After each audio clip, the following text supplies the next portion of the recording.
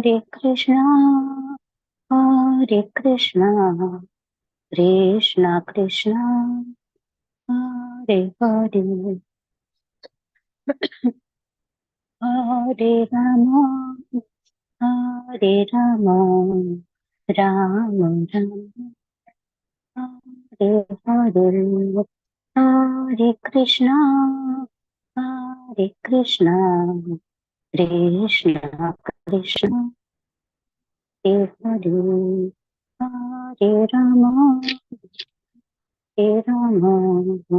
राम राम हरे हरे हरे हरे कृष्णा कृष्ण हरे कृष्णा कृष्ण कृष्ण हरे कृष्ण माताजी दंडवत प्रणाम नाना नाना माताजी हरे कृष्ण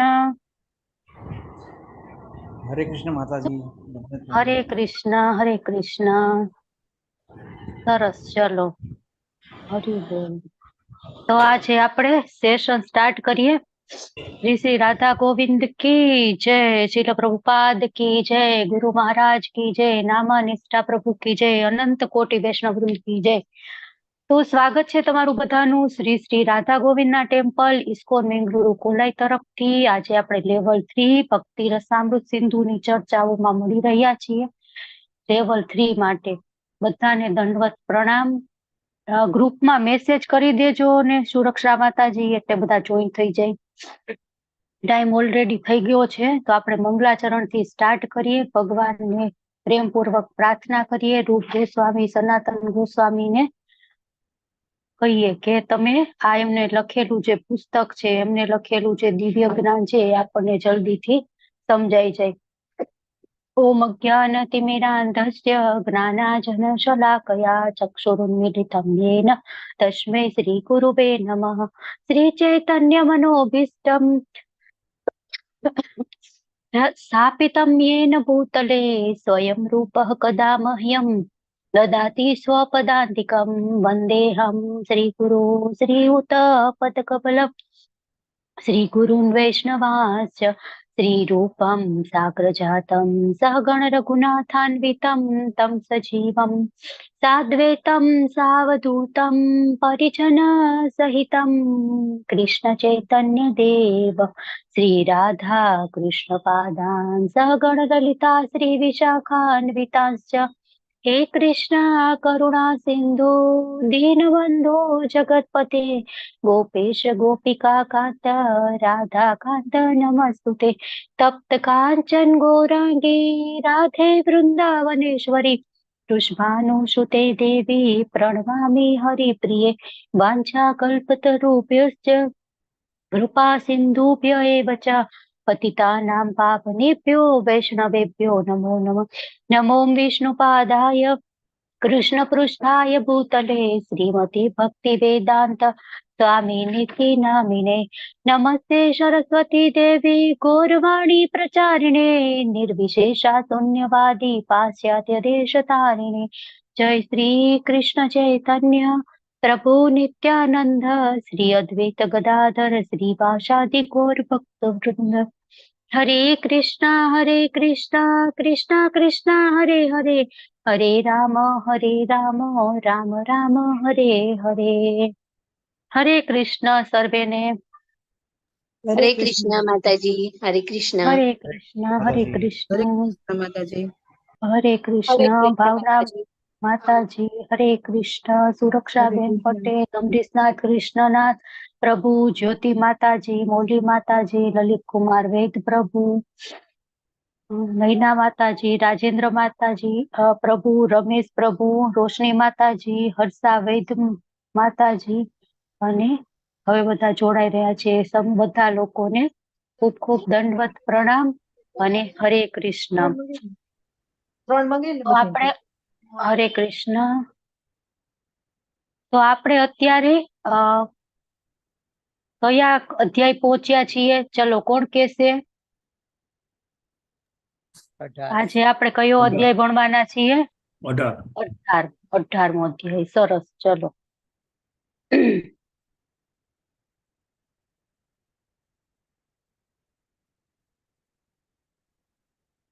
આજે છેલ્લું સેશન છે, તો આપણે છે ને સરસ મજાનું એક રિવિઝન કરી લઈએ. અત્યાર સુધી આપણે શું ભણ્યા ઈ. તો રાધા ગોવિંદજીના ચરણોમાં વંદન કરીએ, એમને પ્રાર્થના કરીએ અને એક સ્લોટમાં રિવિઝન કરીએ અને પછી 18મો અધ્યાય છે ત્યાં આગળ વધીએ.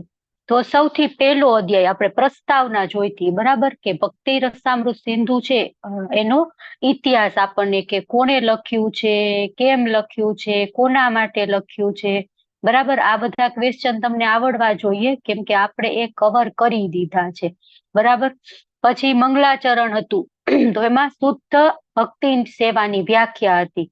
શું છે, કોઈને આવડે છે શ્લોક? આપણે બંને શ્લોકની કમ્પેરિઝન પણ જોઈતી અને ભાવ એનો ભક્તનો શું હોવો જોઈએ, શુદ્ધ ભક્તનો, એ આપણે ઉદાહરણથી સમજ્યા હતા. કોઈને શ્લોકનું થોડું ઘણું કઈ યાદ છે? શુદ્ધ ભક્તિમય સેવાની વ્યાખ્યા કોને શુદ્ધ ભક્તિ કહેવાય? ટ્રાય કરો, સાચું ખોટું. અનુશીલન કૃષ્ણ એવું કઈ આવતું એ માતાજી? હા, બરાબર, એ જ આવતું હતું. અન્યાભિલાષિતા શૂન્યમ, બરાબર ને. જ્ઞાન કર્મ ધનાવૃતમ અનુકૂલ્યેન કૃષ્ણાનુશીલનમ ભક્તિરુત્તમા.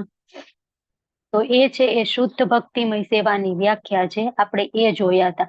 અને એના જેવો ને જોવો બીજો શ્લોક આપણે જોઈતું, સર્વોપાધિ વિનિર્મુક્તા, બરાબર. એ બંને વચ્ચે આપણે કમ્પેરિઝન જોઈતી. એમાં આપણે શુદ્ધ ભક્ત એનો ભાવ કેવો હોય છે, અનુકૂળ ભાવ હોવો જોઈએ કૃષ્ણને, બરાબર, એ જોયું હતું.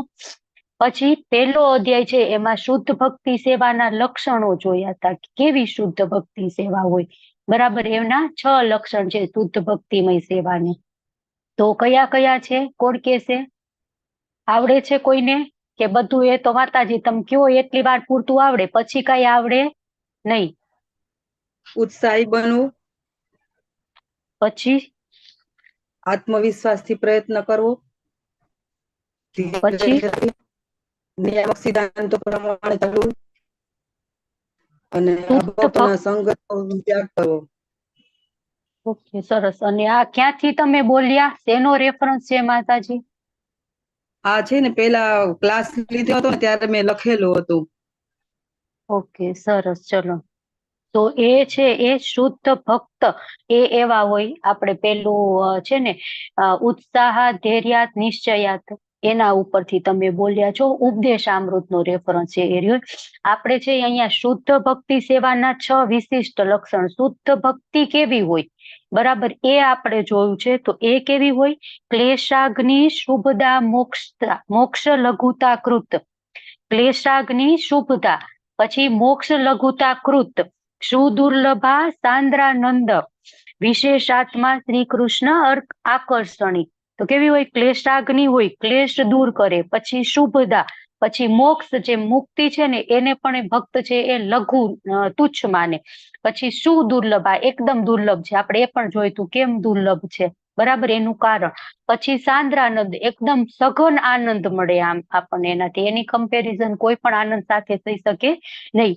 અને વિશેષ કેવી છે? કૃષ્ણ આકર્ષણી, કૃષ્ણને પણ આકર્ષે એવી છે, બરાબર. પછી 3 આપણે સુખ જોયા હતા, એક ભૌતિક સુખ હોય, પછી પરમ બ્રહ્મ સાથે મળવાનું સુખ, અને એક ભગવાનની ભક્તિમય સેવાનું સુખ. તો સર્વશ્રેષ્ઠ સુખ કયું છે? ભગવાનની પરમ ભક્તિ કરવાનું સુખ. પછી 5 પ્રકારની મુક્તિ. કઈ 5 પ્રકારની મુક્તિ છે? બોલો ચલો. હરે કૃષ્ણ.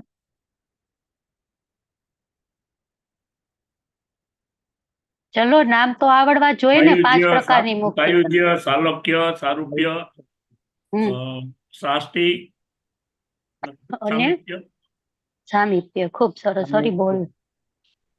તો એ 5 છે એ સાયુજ્ય એટલે ભગવાન સાથે જોડાઈ જવું, બરાબર. પછી સાલોક્ય એટલે ભગવાનના લોકમાં રહેવું. પછી સારૂપ્ય એટલે ભગવાન જેવું રૂપ, ભગવાન ચતુર્ભુજ રૂપ છે તો આપણે પણ ચતુર્ભુજ રૂપ મળીએ. અને શાસ્તિ એટલે ભગવાન જેવું ઐશ્વર્ય મેળવવું. અને સામીપ્ય એટલે ભગવાનના નજીક રહેવું. બરાબર, તો આ છે એ 5 પ્રકારની મુક્તિ. પછી આપણે બીજા અધ્યાયમાં પહોંચ્યા. બીજા અધ્યાયમાં આપણે શું જોયું? સાધના ભક્તિ. તો સાધના ભક્તિ છે એના 2 વૈધિ ભક્તિ શરૂઆતની અને પછી છે એ રાગાનુગા ભક્તિ, કે જે આપણે ક્લેશાગ્રી અને શુભદા છે તો એ લક્ષણ ક્યારે ઉત્પન્ન થાય? સાધના ભક્તિ કરીએ ત્યારે. પછી મોક્ષ લઘુતા કૃત અને સુદુર્લભા, તો એ લક્ષણ ક્યારે ઉત્પન્ન થાય? ભાવ ભક્તિમાં.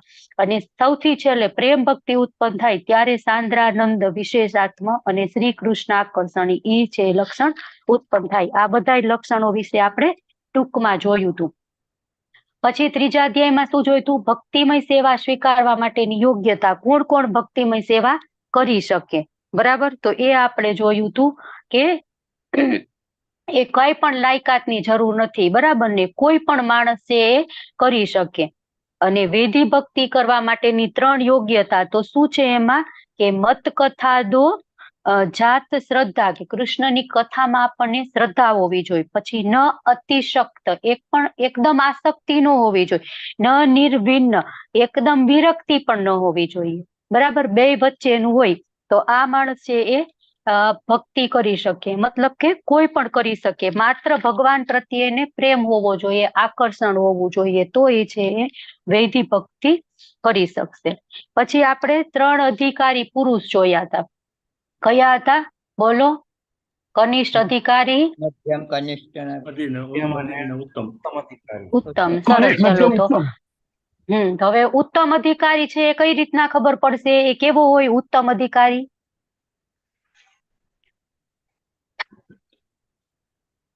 ચલો, ઉપદેશામૃતમાં ભણી ગયા, અહીંયા પણ ભણી ગયા. ટીકા કરવાની વૃત્તિથી મુક્ત, માત્ર આત્મા જુએ છે, માત્ર આત્મા જુએ છે. બધા છે વિશ્વાસ, કૃષ્ણ પ્રત્યેની સંપૂર્ણ સમજ, પ્રેમ અને ભક્તિનો માર્ગ ચુસ્તપણે અનુસરે છે, એટલે કે આત્મારામ. સરસ, ચલો. અને એક રહી ગયું, શાસ્ત્રમાં નિપુણ. શાસ્ત્રમાં અને તર્ક કરવામાં કુશળ. વાદમાં રસ. ખૂબ સરસ, ચલો. બધા પોઈન્ટ કવર થઈ ગયા. હા, મુક્તિ છે એને પણ નકારે. ખૂબ સરસ, ચલો. બધા પોઈન્ટ કવર થઈ ગયા. પછી ઉત્તમ અધિકારી, પછી મધ્યમ અધિકારી. મધ્યમ અધિકારી કેવા હોય? બોલો, ચલો.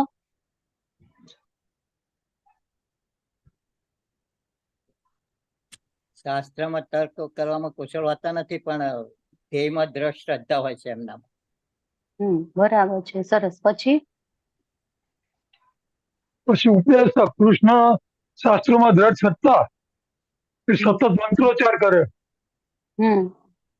અને શાસ્ત્રોમાં નિષ્ણાત નથી હોતા. બરાબર, શાસ્ત્રમાં અતિ નિપુણ ન હોય, કોકને તર્ક કરીને પરાસ્ત ન કરી શકે, પણ પોતાની શ્રદ્ધા દ્રઢ હોય. બરાબર, ખૂબ સરસ. પછી કનિષ્ઠ અધિકારી. કનિષ્ઠ અધિકારી કેવા હોય? બોલો, ચલો. શ્રદ્ધા જ ન હોય, શ્રદ્ધા દ્રઢ ન હોય. કોમલ, એકદમ ડેલિકેટ શ્રદ્ધા હોય. અને શાસ્ત્રોના આધારે કઈ નિર્ણય ન કરી શકે. માત્ર ભગવાનની અર્ચા વિગ્રહની સેવા કરે, હું ને મારા ભગવાન, બસ. બીજા બધાને જે કરવું હોય એ કરે. બરાબર, તો સરળ રસ્તો કયો છે યાદ રાખવાનો? ઉત્તમ અધિકારી છે ને એ પોતે કન્વિન્સ છે અને બીજાને કન્વિન્સ કરી શકે છે. બરાબર, પોતે તર્ક કરીને બીજાને પોતાની વાત સમજાવી શકે છે. પછી મધ્યમ અધિકારીમાં પોતે કન્વિન્સ છે પણ બીજાને કન્વિન્સ કરી શકતા નથી. અને કનિષ્ઠ અધિકારી પોતે પણ કન્વિન્સ નથી અને બીજાને પણ કન્વિન્સ કરી શકતા નથી. તો 4 પ્રકારના લોકો છે જે ભગવાનના શરણે જાય છે. કયા કયા? બોલો, ચલો. જાય છે ભગવાનના શરણે. કોણ કોણ જાય છે? ભગવદ ગીતા. દુઃખી, પછી અર્થાર્થી, જિજ્ઞાસુ ને જ્ઞાની. તો એ 4 માંથી શ્રેષ્ઠ કોને કીધું છે? જ્ઞાની. જ્ઞાની. કેમ કીધું છે? એને કઈ જોઈતું નથી. અને એ છે એ અને એ છે એ ભક્તિમાં ટકી રહેશે. એને જલ્દીથી કોઈ હલાવી નહીં શકે, કેમ કે એને પૂરેપૂરું જ્ઞાન મેળવેલું છે એટલા માટે. ખૂબ સરસ, ચલો. પછી આગળ વધીએ તો શુદ્ધ ભક્ત છે એ મુક્તિને પણ નકારે છે. એમાં આપણે કેટલા બધા ઉદાહરણ જોયા હતા. ચૈતન્ય મહાપ્રભુ, બિલ્વ મંગલ ઠાકુર, પછી રૂપ ગોસ્વામી, ઉદ્ધવજી, એ બધું. બરાબર, ધ્રુવ મહારાજ. હા, ધ્રુવ મહારાજ. પછી બરાબર, બધા આવી ગયા. અને એ બધાયના કારણ શું છે એ જોયા હતા. પછી હવે અધ્યાય 4, તો એમાં શું આવ્યું હતું? મુક્તિ કરતા પણ વધુ ભક્તિ. તો એમાં આપણે બધા એક્ઝામ્પલ જ જોયા હતા, બરાબર. પછી 5મો અધ્યાય શુદ્ધ ભક્તિ યોગનું શુદ્ધ સ્વરૂપ, ભક્તિની શુદ્ધતા. તો એમાં પવિત્ર જન્મનું કઈ જરૂર નથી, કોઈ રીત રિવાજની જરૂર નથી, વર્ણાશ્રમ ધર્મની કઈ જરૂર નથી, કે પ્રાયશ્ચિતની કઈ પણ આધારે ભક્તિમાં જરૂર નથી. માત્ર ભગવાન પ્રત્યે તમારો પ્રેમ હોય, ભગવાન પ્રત્યે ભાવ હોય તો તમે ભક્તિ કરી શકો. પછી આપણે પછી આપણે 6થો અધ્યાય, ત્યાંથી આપણે 64 જે આપણા પ્રવૃત્તિ અને નિવૃત્તિ એની વાત કરવાના હતા. તો સિદ્ધાંત શું છે, ડિટેલ શું છે, દીક્ષા લેવી જોઈએ, ગુરુના શરણે જવું જોઈએ. સૌથી અગત્યના 3 છે. સૌથી પહેલા રહ્યા ઈ. તો એક શું છે? ગુરુના શરણે જવું જોઈએ, દીક્ષા લેવી જોઈએ અને સેવા કરવી જોઈએ, બરાબર. એ છે એ સૌથી અગત્યના 3. અને છેલ્લા 5 છે એ મહત્વના. જો આ પહેલા 3 નહીં હોય તો આપણે બીજા છે એ કરી શકશું નહીં, બરાબર. 64 છે એમાંથી આ 3 કાઢી નાખશું તો બીજા 61 છે એ થશે નહીં. જો બીજા 61 આપણે કરવા છે તો આ 3 છે એ આપણે એકદમ દ્રઢપણે કરવા પડશે. મતલબ કે આપણે ગુરુના શરણે જવું પડશે, ગુરુ પાસેથી દીક્ષા લેવી જ પડશે, તો જ આપણે બીજા નિયમો છે એ પાડી શકશું. પછી છેલ્લા 5 છે એ ખૂબ જ અગત્યના કીધા છે. તો એમાં 5 કયા છે? હરે કૃષ્ણ બોલો, ચલો.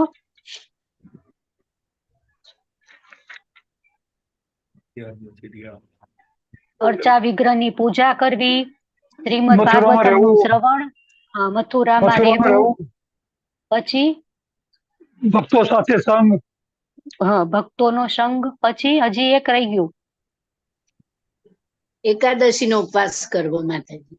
ના માતાજી, એ 5 મહત્વના છે એમાં નથી, એ 64 અંગોમાંનું ભાગવત એક છે. કથાનું શ્રવણ છે માતાજી.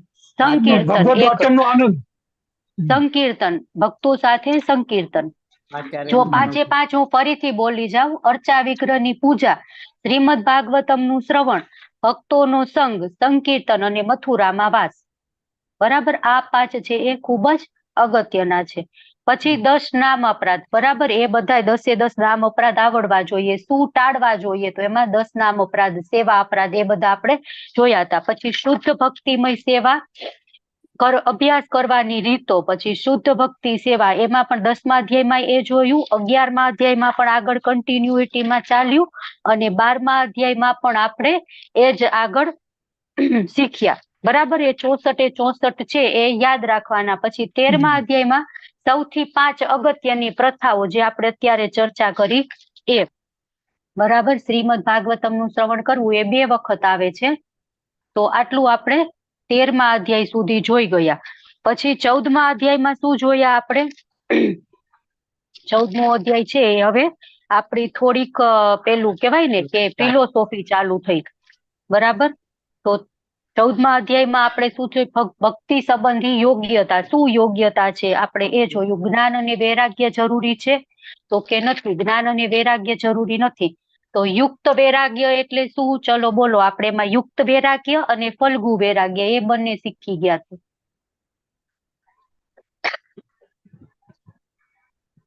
ચલો બોલો, યુક્ત વૈરાગ્ય એટલે શું?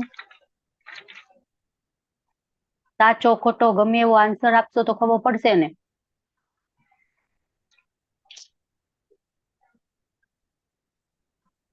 કોઈને નથી આવડતું સાવ એવું? મારે રોજ રોજ પૂછવાની જરૂર હતી નહીં? રોજ રોજ નહીં પૂછવું એટલે ભૂલાઈ ગયું ને.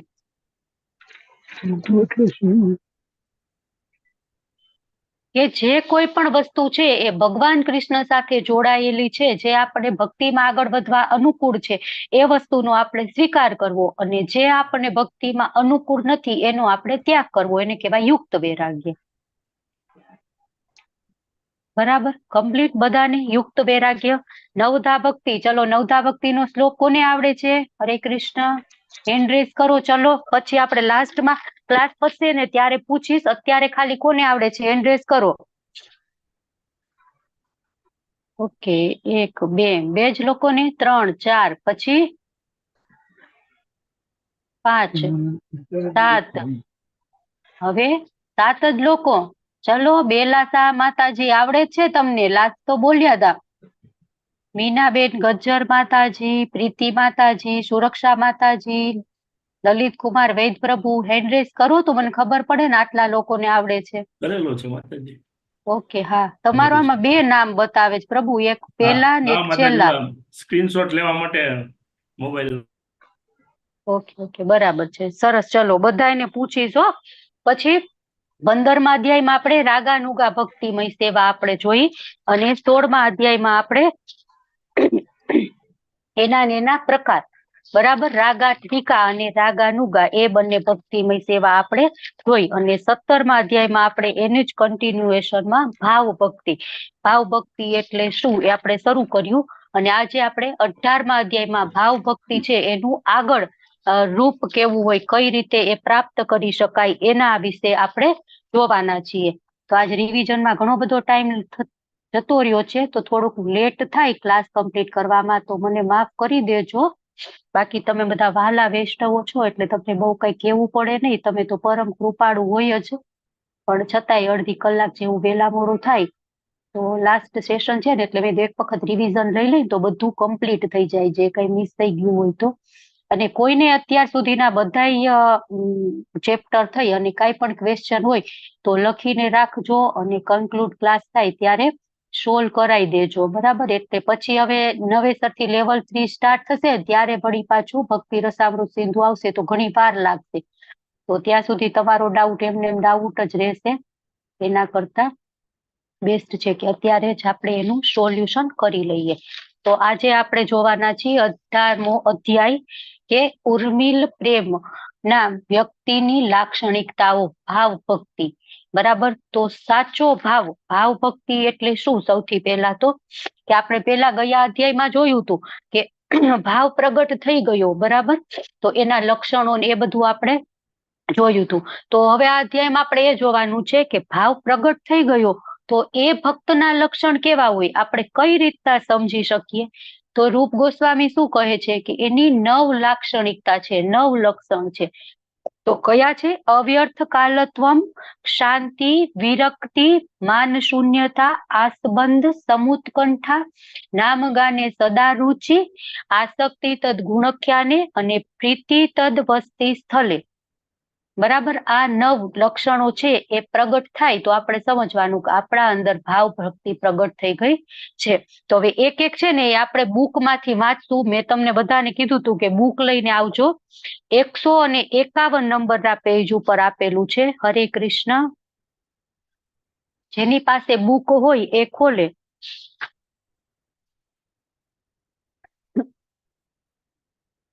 તો અવ્યર્થ કાલત્વમ છે ને, તો આપણે એ જોઈએ કે અવ્યર્થ કાલત્વમાં કેવું છે કે ભગવાન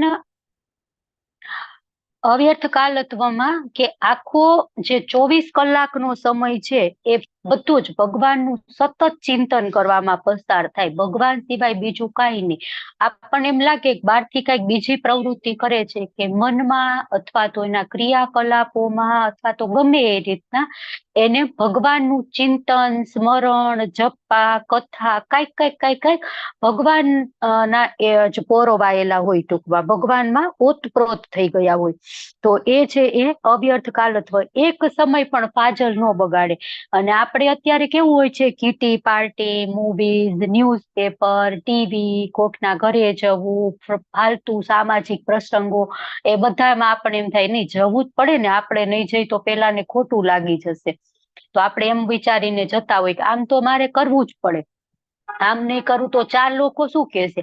પણ 4 લોકો જે કે આપણે વારંવાર વાત થાય છે કે આપણે એક જ વસ્તુ વિચારવાની કે કૃષ્ણ ભગવાનને કેવું લાગશે હું આમ કરીશ તો, બરાબર. તો એ વિચારી અને અવ્યર્થ કાલત્વ એક ક્ષણ પણ છે એ બગાડે નહીં. તો હંમેશા વાણીથી શું કરે, ભગવાનની સ્તુતિ કરે, હંમેશા બોલતા હોય, મનથી ચિંતન કરે અને દેહથી દંડવત પ્રણામ કરે, હંમેશા ભગવાનમય હોય. તો અવ્યર્થ કાલત્વ. તો આમાં બુકમાં વાંચીએ, શ્રી કૃષ્ણ પ્રત્યે જેણે ભાવાત્મક પ્રેમનો ઉદય કરી લીધો છે એવો અનન્ય ભક્ત તેની વાણીને ભગવાનની સ્તુતિ કરવામાં, મનને શ્રી કૃષ્ણનું ચિંતન કરવામાં અને દેહથી કાં તો શ્રી વિગ્રહને સાષ્ટાંગ દંડવત પ્રણામ કરતો હોય અથવા તો કોઈ અન્ય સેવા કરતો હોય તો આવા ભાવાત્મક સેવા પ્રવૃત્તિ ઉત્પન્ન થઈ જાય તો શું થાય? નેત્રમાંથી આંસુ વહેવા માંડે અને ભાવના જે લક્ષણો આપણે જોઈતું, કંપન એકદમ ઉત્પન્ન થઈ જાય, એને કઈ ખબર આમ ભાન ન હોય કે દુનિયા શું છે. આપણે કેટલી વાર વિચારીને 4 લોકો શું કહેશે, એ 4 લોકોની એને પરવા ન હોય. બરાબર. પછી આ રીતે તેનું સમગ્ર જીવન ભગવત સેવામાં ઓતપ્રોત રહે છે અને અન્ય પ્રવૃત્તિમાં એક ક્ષણનો પણ વ્યય બગાડ થતો નથી, એક ક્ષણ પણ નહીં. બરાબર. આપણે તો એમ વિચારી કે આના ઘરે જવું છે ને હમણાં જઈને આવી જાવ, એમાં ક્યાં સમય બગડી જવાનો, અડધી કલાકનું તો કામ છે.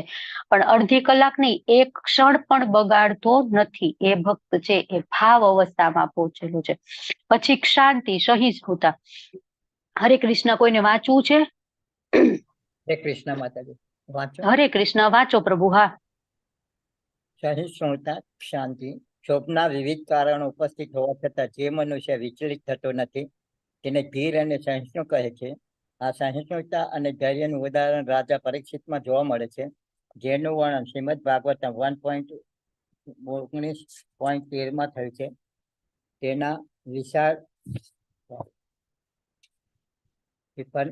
મૃત્યુ સમય ત્યાં ભેગા થયેલા ઋષિઓને રાજા કહે છે, હે વિપ્રો, આપના એક શરણાગત સેવક તરીકે મારા હંમેશા સ્વીકાર કરશો. ભગવાન શ્રી કૃષ્ણના ચરણ કમળમાં મારું હૃદય અને પ્રાણ સમર્પિત કરવા હું ગંગા કિનારે આવ્યો છું. તેથી મને આશીર્વાદ આપો કે ગંગા મૈયા પણ મારી ઉપર પ્રસન્ન થાય. બ્રાહ્મણ પુત્રનો શાપ ભલે મને લાગે, મને તેની ચિંતા નથી.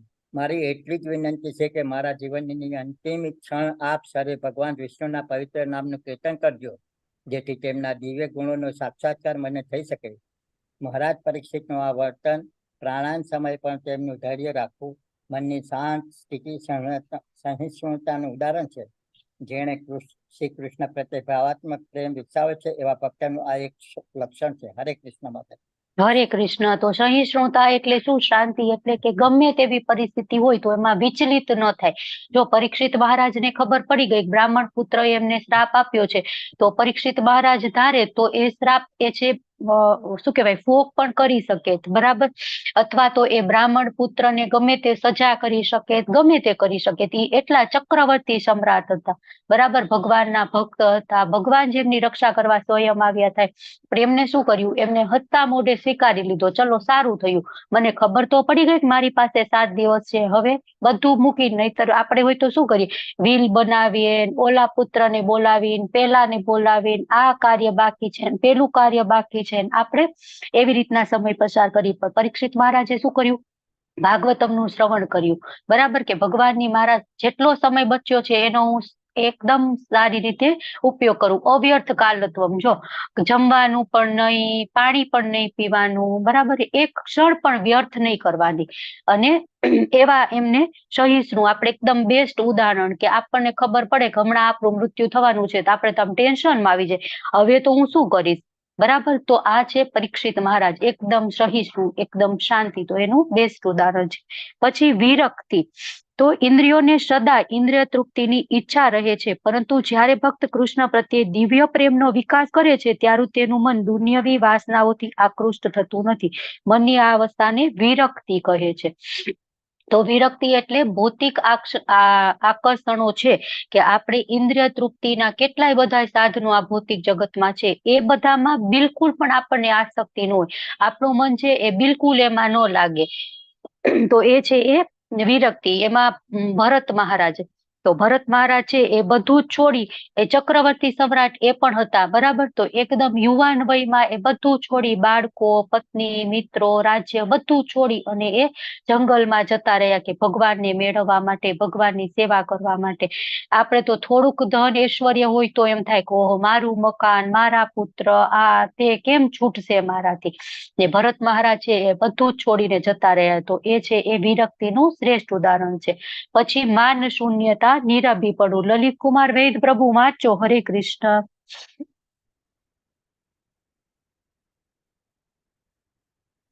હરે કૃષ્ણ માતાજી. હરે કૃષ્ણ.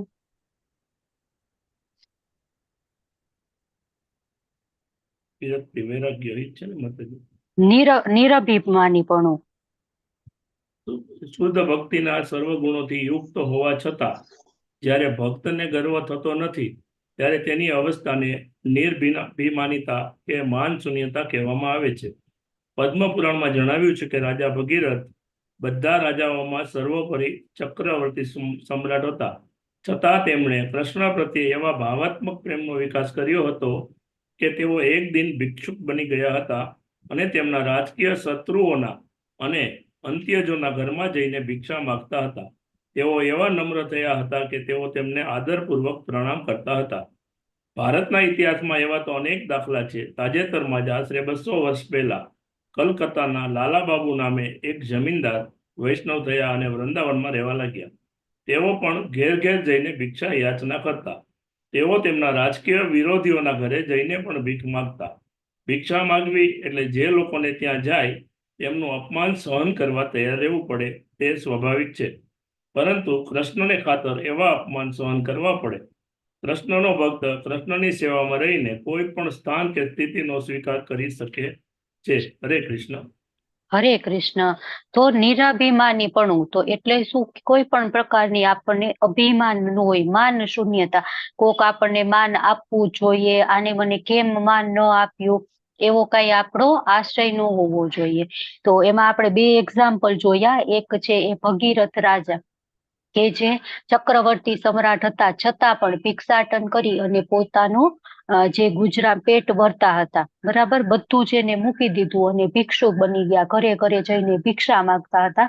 અને બીજા છે કે લાલાબાબુ નામના એક જમીનદાર હતા, શુદ્ધ વૈષ્ણવ હતા. તો એ પણ એટલા ધનિક હતા તો એ બધું મૂકી દીધું અને એક એક ઘરે જઈને, ઇવન એના જે એરાઇવલ હોય, એના શું કહેવાય, દુશ્મન ટાઈપના માણસો હોય, એના ઘરે જઈને પણ એ ભિક્ષા માંગતા.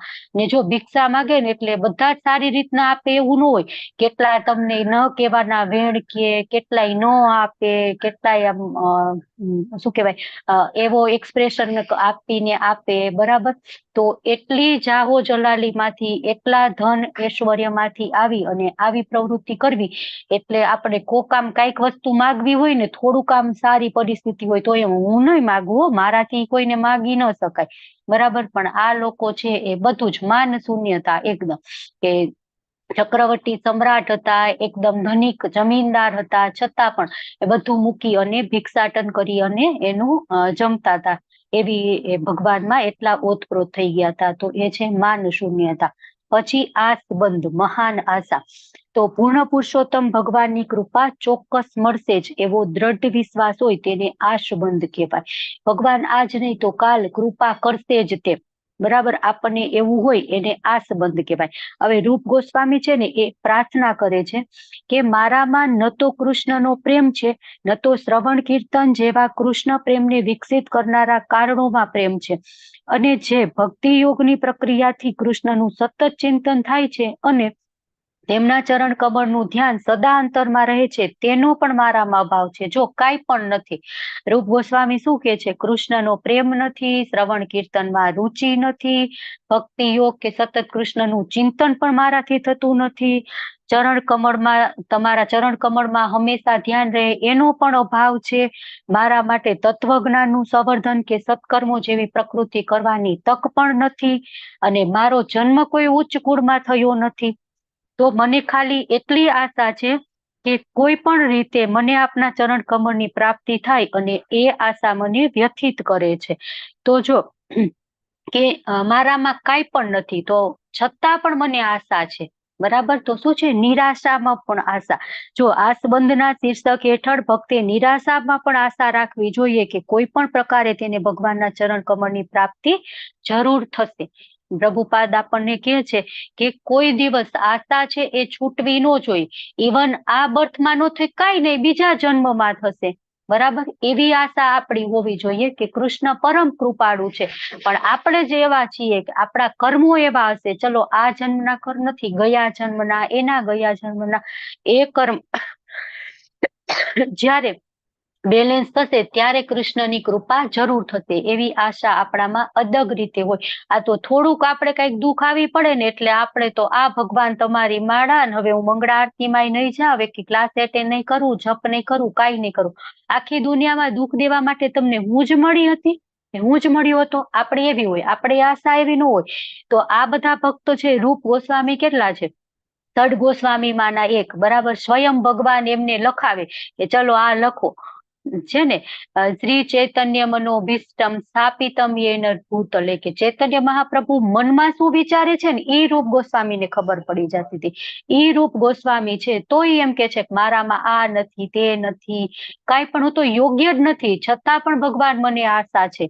તો એવી આશા જ્યારે ઉત્પન્ન થાય ત્યારે એ છે એ ભાવનું લક્ષણ છે. પછી સમુત્કંઠા વાંચવું છે કોઈને? હરે કૃષ્ણ. હરે કૃષ્ણ માતાજી, વાંચો. હરે કૃષ્ણ, વાંચો પ્રભુ. સમુત્કંઠા. ઈચ્છિત સફળતા પ્રાપ્ત કરવાની ઉત્કંઠા એટલે સમુત્કંઠા. ભક્તિ માર્ગમાં સફળતા મેળવવા જ્યારે ભક્ત પૂરતા પ્રમાણમાં આતુર રહે છે, આતુર તો તેને સમુત્કંઠા કહે છે. આનો અર્થ છે કે સંપૂર્ણ આતુરતા. વાસ્તવમાં કૃષ્ણ ભાવનામાં સફળતા મેળવવાનું મૂલ્ય આ ઉત્કંઠા છે. દરેક વસ્તુનું કંઈક મૂલ્ય હોય છે અને તે મેળવવા પહેલા તે મૂલ્ય ચૂકવવું પડે છે. વૈદિક સાહિત્યમાં જણાવ્યું છે કે કૃષ્ણ ભાવના જેવી અત્યંત બહુમૂલ્ય વસ્તુ ખરીદવામાં સફળ થવા માટે ગાઢ ઉત્કંઠા વિકસાવવી જોઈએ. બિલ્વમંગલ ઠાકુરે પોતે રચેલા પુસ્તક કૃષ્ણ કર્ણામૃતમાં આ ગાઢ ઉત્કંઠાની બહુ સુભગ અભિવ્યક્તિ કરી છે. તેઓ કહે છે કે વૃંદાવનના પેલા કિશોરને જોવા માટે ઉત્કંઠ વાત જોતો બેઠો છું, જેનું દેહ સૌંદર્ય અખિલ વિશ્વને મુક્ત કરે છે, જેના નેત્ર સદા કાળી ભૂકૃતિવાળા અને કમળની પાંદડી જેવા વિશાળ રહે છે, જે સદા ભક્તો તરફ આતુર નજર જોયા કરે છે, અને તેથી જ જે અહીં તહાં ફરતા રહે છે તેના નેત્રો સદા આજ રહે છે, અને અધરો તામ્રવર્ણના હોય છે, અને તે અધરોમાંથી એવો દિવ્ય સ્વર એટલે બંસીરવ પ્રગટે છે કે જે સર્વને મદોમંત હાથીથી પણ વધુ ઉન્મંત કરે છે. તેને વૃંદાવનમાં જોવાની મને તીવ્ર ઉત્કંઠા છે. તે જ કર્ણામૃતમાં હરે કૃષ્ણ. ત્યાંથી બીજું આવી ગયું પ્રભુ. ઓકે, હરે કૃષ્ણ. તો શું છે સમુત્કંઠા? એટલે કે ભગવાન ભક્તિ માર્ગમાં સફળતા મેળવવા એકદમ આતુરતા, બરાબર. એકદમ આમ આપણે આતુર હોય નહીં. આ તો કેટલા લોકો આમ કેટલા હોય, કેરિયર કોન્શિયસનેસ હોય, કેટલા હેલ્થ કોન્શિયસ હોય, બરાબર, કેટલાય છે ડાયટ કોન્શિયસ હોય, કેટલાય છે એ કમાવા માટે એકદમ મારે તો આટલો ટાર્ગેટ કમ્પ્લીટ કરવો છે તો એ પ્રત્યે કોન્શિયસ હોય. પણ આ કેવા હોય? ભક્તિ પ્રત્યે કોન્શિયસ હોય, બરાબર. એકદમ નહીં મારે તો આ કરવું જ છે. તો એમાં બિલ્વમંગલ ઠાકુરે એકદમ આમ કે એટલા સરસ આ ભગવાનના વખાણ કરેલા છે. એમના નેત્ર સદા કાળી ભ્રુકુટી વાળા, કમળની પાંદડી જેવા વિશાળ, અને આખા વિશ્વને મુગ્ધ કરે એવા ભગવાન તમારા દર્શન કરવા છે, એવા એ ઉત્કંઠા છે એનામાં, એવી એની આતુરતા છે. તો એ છે એ સમુત્કંઠા. પછી ભગવાનના પવિત્ર નામોનું કીર્તન કરવામાં અનુરાગ. નેહલ પંચાલ માતાજી, વાંચો. હરે કૃષ્ણ. હરે કૃષ્ણ. ભગવાનના પવિત્ર નામોનું કીર્તન કરવામાં અનુરાગ. તે જ કૃષ્ણ કર્ણામૃતમાં શ્રીમતી રાધારાણીના નામ કીર્તન વિશે કથન છે. રાધારાણીની એક સખીએ કહ્યું, હે ભગવાન ગોવિંદ, રાજા વૃષભાનુની પુત્રી હાલમાં આંસુ સારી રહી છે અને આપના પવિત્ર નામનું કૃષ્ણ કૃષ્ણ એમ કહીને રટણ કરી રહી છે. ભગવાનના હરે કૃષ્ણ. હરે કૃષ્ણ. હરે કૃષ્ણ. તો ભગવાનના પવિત્ર નામોનું કીર્તન કરવામાં અનુરાગ. ક્યારે પણ આપણને આમ કંટાળો આવે, ઊંઘ આવે, ગમતું નથી એવું થવું ન જોઈએ. હંમેશા રુચિ. રાધારાણી હંમેશા ભક્તની વાત થાય ને ત્યારે સૌથી ઉચ્ચ કોટીના ભક્ત કોણ છે? સૌથી ઊંચા સ્ટેજ ઉપર બેઠેલા તો રાધારાણી, વૃષભાનુ દુલારી, બરાબર, વૃષભાનુ મહારાજની પુત્રી. તો એ છે એ પણ ભગવાનની કૃષ્ણ કૃષ્ણ કૃષ્ણ કરી રહ્યા છે, અને એ એટલું કીર્તન આમ ઓતપ્રોત થઈ જાય છે ને, એમને કૃષ્ણના વિરહમાં આંખમાંથી આંસુ આવવા માંડે છે. તો આવી નામ ગાને સદા રુચિ. કૃષ્ણ કરુણામૃતમાં જપ એકદમ કાનમાં એ ભગવાનનું નામ સાંભળવા માટે એકદમ તલ પાપડ થઈ ગયા છે. પછી ભગવાનના દિવ્ય ગુણોનું વર્ણન કરવાની ઉત્સુકતા. આસક્તિ તદ ગુણાખ્યાને. હરે કૃષ્ણ. નૈના નડિયાદરા માતાજી, વાંચો. હરે કૃષ્ણ. ભગવાનના દિવ્ય ગુણોનું વર્ણન કરવાની ઉત્સુકતા. કૃષ્ણ કર્ણામૃતમાં ભગવાનના ગુણગાન ગાવા વિશે પણ આ પ્રમાણે છે. જે મધુરતા પ્રદાન કરનાર સર્વ વસ્તુઓથી વધારે મધુર છે, અને જે સર્વ ચંચળ કિશોરમાંથી સૌથી ચંચળ છે, એવા શ્રી કૃષ્ણ હું શું કરું? કૃષ્ણ વિચાર કરવાથી મારે એવું આકર્ષણ છે કે મને કશી ગમ પડતી નથી. હરે કૃષ્ણ. તો ભગવાનના ગુણ છે, ભગવાનની આપણે કથા કરીએ એમાં ખૂબ જ રુચિ હોય હંમેશા, કે સૌથી વધુ ચંચળ છે, કૃષ્ણની સુંદર લીલાઓ સદા કરતા રહી તો પણ મારું હૃદય છે એ ક્યારેય એમાં એમ નથી થતું કે નહીં હવે બસ એમ, છતાં એ ચાલ્યા જ કરે. તો એવું છે એ મને હંમેશા ગમે છે. તો એ છે એ આસક્તિ તદ ગુણાખ્યાને. પછી પ્રીતિ તદ વસ્તી સ્થળે, તો કૃષ્ણના લીલા સ્થાનોમાં રહેવાનું આકર્ષણ. કોઈને વાંચવું છે? હરે કૃષ્ણ. હરે કૃષ્ણ. માતાજી. હરે કૃષ્ણ. રમેશ પટેલ પ્રભુ વાંચો, એક જ પેરેગ્રાફ વાંચજો. હા, રૂપ ગોસ્વામી રચિત પદ્માવલીમાં વૃંદાવન વિશે નીચે જણાવ્યા પ્રમાણે ઉલ્લેખ છે. આ સ્થળે ગોવાળોના રાજા નંદ મહારાજના પુત્ર તેમના પિતાની સાથે રહેતા હતા. અહીં જ ભગવાન કૃષ્ણે જે ગાડામાં સપ્તાસુર સમજાયો હતો ત્યાંનો ભંગ કર્યો હતો. આ જ સ્થળે ભવબંધનની ગ્રંથિને ભેદી શકે એવા દામોદરને માતા યશોદાએ બાંધ્યા હતા. હરે કૃષ્ણ. હરે કૃષ્ણ. તો છે કે આપણે એ સ્થાનોમાં જવું જોઈએ કે જ્યાં ભગવાનની અલગ અલગ લીલાઓ થઈ હતી, કે જ્યાં સકટાસુર, બીજા બધા અઘાસુર, બકાસુર, પૂતના એ બધાનો વધ કર્યો હતો. જે જગ્યાએ યશોદા મૈયાએ ભગવાન શ્રી કૃષ્ણને ઉલુખલ બંધન સાથે બાંધ્યા હતા, દામોદર લીલા થઈ હતી. તો એવા મથુરા અને વૃંદાવન વિસ્તાર છે એમાં જે લીલા સ્થળીઓ છે એની મુલાકાત લે છે એ ભક્ત છે એ.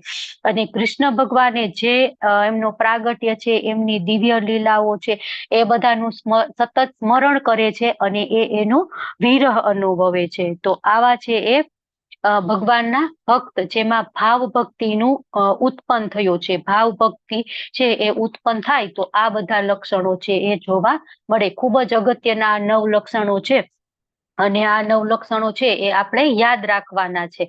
તો તમે બધા સ્ક્રીનશોટ લેવો હોય તો લઈ લો અને યાદ રાખવાનો બને ત્યાં સુધી પ્રયત્ન કરજો. હવે આગળ વધીએ. તો શીખાવ અભક્તના ભાવ દર્શન, રત્યા ભાવ આનંદની સામ્યતા. તો રતિ એટલે શું, પેલા તો આપણે એ જોઈએ. બરાબર. તો કૃષ્ણની લીલાઓનું સ્મરણ કરવાના આપણને હંમેશા ઓતપ્રોત થઈ જાય, આકર્ષણ રહે, હંમેશા એમ થાય કૃષ્ણની લીલાઓનું સ્મરણ થયા રહે, એમાં એકદમ આસક્તિ, એકદમ ગાઢ આસક્તિ આપણે કહેવાય ને, એના વિના એક ક્ષણ પણ ન રહી શકે. તો એવી આસક્તિ, એવું આકર્ષણ જ્યારે કૃષ્ણ પ્રત્યે ઉત્પન્ન થાય ને, તો એ ભાવને શું કહેવાય? રતિ ભાવ, રત્યા ભાવ કહેવાય. બરાબર. તો હવે રૂપ ગોસ્વામી છે ને એક ને કાઉન્ટર કરીને કહે છે કે નિર્ગુણવાદીઓ હોય કે યોગી હોય ને, તો એ ભક્તનો બાહ્ય દેખાવ કરતા હોય. કેટલી વખત કેવું હોય કે એ ભગવાનના લીલા સ્થળી વૃંદાવન, માયાપુર જાય પણ ખરા, અને ત્યાં શુદ્ધ ભક્ત હોય ને એ કરતા હોય ને એવી રીતના એનું અનુસરણ પણ કરે, જપા કરે, દંડવત પ્રણામ કરે, બધુંય કરે. તો એની પ્રવૃત્તિ છે એને શું ભાવ કહેવાય? ન કહેવાય. કેમ? તો કે એમાં એનું પાછળ ઉદ્દેશ્ય શું છે કે સાયુજ્ય મુક્તિનો, કે ભગવાન જે છે નિરાકાર, એમાં મારે એક થઈ જવું છે, ભગવાનમાં વિલીન થઈ જવું છે. બરાબર. તો એ છે એ નિર્ગુણવાદીઓ. પછી બીજા કોને કાઉન્ટર કરે છે? સકામ કરવી અને તાત્વિક અનુમાન કરે એ બધાને.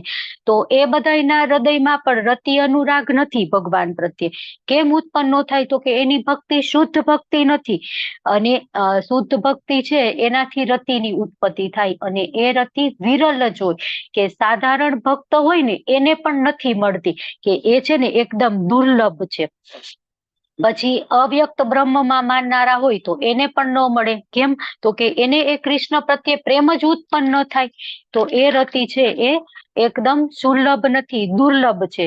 તો એ સાધારણ ભક્ત છે, જે કનિષ્ઠ અધિકારી કહેવાય આપણે, તો એના માટે પણ સુલભ નથી. તો સકામ કર્મી, તાત્વિકો કે નિર્વિશેષવાદીઓ છે, તો એ બધાને તો ક્યાંથી મળે? સવાલ જ નથી આવતો કે ન જ મળી શકે.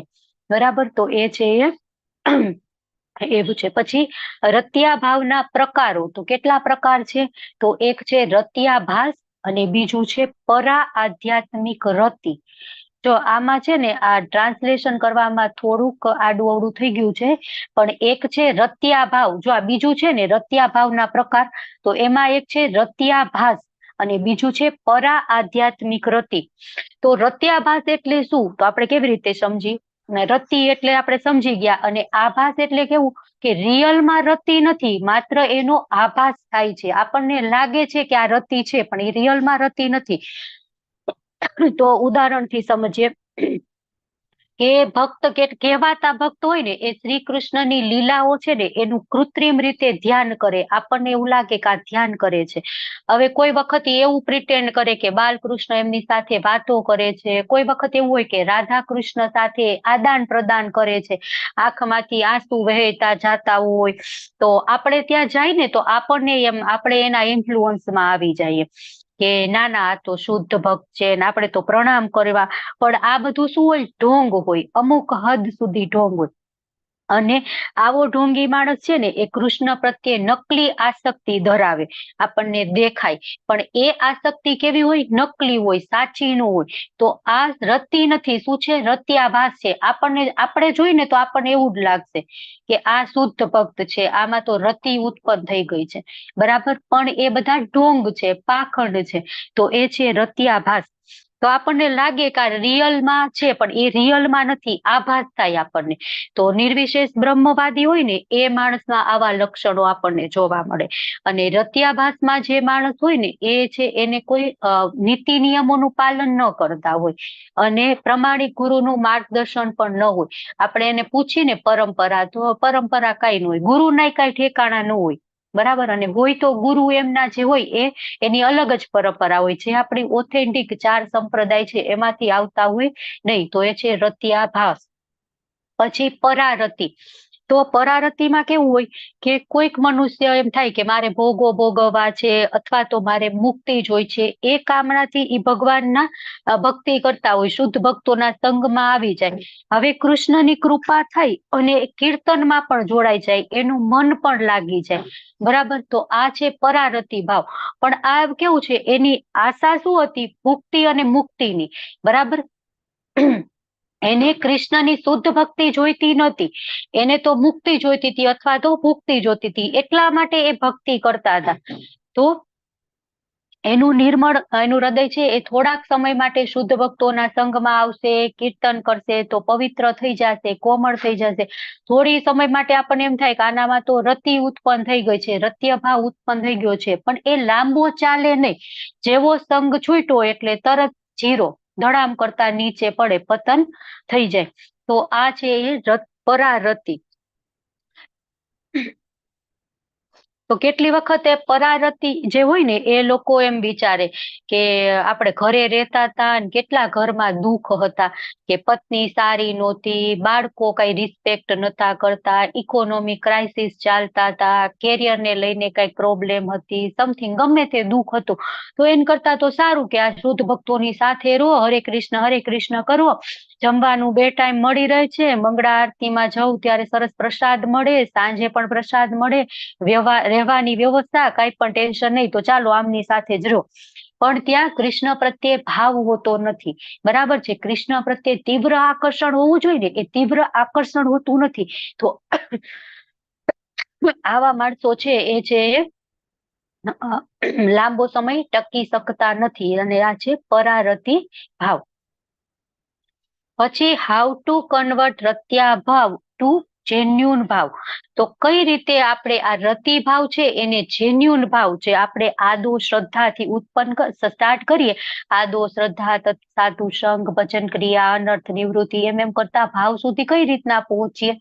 તો એના 2 રસ્તા છે, એક છે ગુરુની સેવા દ્વારા અને બીજું છે શુદ્ધ ભક્તોના સંગ દ્વારા. તો ગુરુની સેવા દ્વારા કઈ રીતના? તો ગુરુ આપણને છે એ આપણને ગાઈડન્સ આપે કે આમ કરવું જોઈએ, આમ કરવું જોઈએ, આમ કરવું જોઈએ. તો એ રીતે આપણે આપણો જે રત્યા ભાવ છે એને જેન્યુન રતિમાં કન્વર્ટ કરી શકીએ ભાવમાં. તો જો કોઈ કૃષ્ણ માટેની આવી રતિનો વિકાસ થઈ જાય અને શુદ્ધ ભક્તોનો સંગ મળી જાય, બરાબર, તો એ છે એ શુદ્ધ ભક્ત છે ને એની ભક્તિના કારણે જે અને પરારતિનો ભાવ છે ને એ એટલો પાવરફુલ છે કે એનાથી એ માણસ છે ને એ શુદ્ધ ભક્ત બની જશે. તો ભક્તોનો સંગ મળે તો થોડોક ભક્તોનો સંગ મળે ને તો એ ભક્તિની પૂર્ણ અવસ્થા પ્રાપ્ત કરે. પરંતુ કે શુદ્ધ ભક્તોનો સંગ છે ને એ શુદ્ધ ભક્તોની સંપૂર્ણ કૃપા મળશે ને તો જ એને કૃષ્ણ પ્રત્યે રતિ ઉત્પન્ન થશે, બરાબર, નહીતર ઉત્પન્ન થશે નહીં. ક્ષણ માત્ર કઈક સ્વાર્થથી સંગ કરશે, બરાબર, અથવા તો શુદ્ધ ભક્ત છે એ એના ઉપર કૃપા નહીં કરે. શુદ્ધ ભક્ત હોય ને એ પેલા ચકાસે, પરીક્ષા લે કે નહીં આમાં દેખાય તો છે આંસુ આવે છે, જપ કરે છે, પણ આ રિયલમાં ભગવાન પ્રત્યે એટલો ડેડિકેટેડ છે કે નથી, પછી એ કૃપા કરશે, બરાબર. તો એ મળશે કૃપા પ્રસાદ, તો એ છે એ કૃષ્ણ પ્રત્યે રતિનો ઉદય થાય. પણ જો એ કૃપા પ્રસાદ મળે નહીં તો કૃષ્ણ પ્રત્યેની રતિનો ઉદય થાય નહીં. હવે આગળ એક આપણને ચેતવણી આપે છે. શું ચેતવણી આપે છે? રતિમાંથી પતન. તો જેવી રીતે શુદ્ધ ભક્તોના સત્સંગથી રતિમાં ઉન્નતિ થાય ને, એવી રીતે શુદ્ધ ભક્તોનો અપરાધ કરીએ ને તો રતિ છે એ 0 થઈ જાય. કીધું ને, દડામ કરતા નીચે પતન થઈ જાય. તો આપણે જે 10 નામ અપરાધ હતા ને એમાં પેલું જ છે, પેલો નામ અપરાધ. કયો છે પેલો નામ અપરાધ? હરે કૃષ્ણ. ભક્તોની નિંદા ન કરવી. કે જે ભગવાન નામનો પ્રચાર કરવા વાળા શુદ્ધ વૈષ્ણવો છે એની નિંદા કરવી જોઈએ નહીં. બીજા બધા અપરાધ છે, તો એ કોઈ પણ અપરાધ આપણે વૈષ્ણવોનો અપરાધ કરશું, સૌથી મોટો અપરાધ છે વૈષ્ણવ અપરાધ. જો ભગવાન બધું જ માફ કરે પણ વૈષ્ણવ અપરાધ માફ કરતા નથી. આપણે જોયું હતું અમરીશ મહારાજની કથા લઈને, બરાબર, જયારે 10 નામ અપરાધ લીધા ત્યારે. તો ભગવાન છે એ બધું જ માફ કરે પણ વૈષ્ણવોનો અપરાધ થાય, વૈષ્ણવોની નિંદા થઈ જાય તો એ માફ કરતા નથી.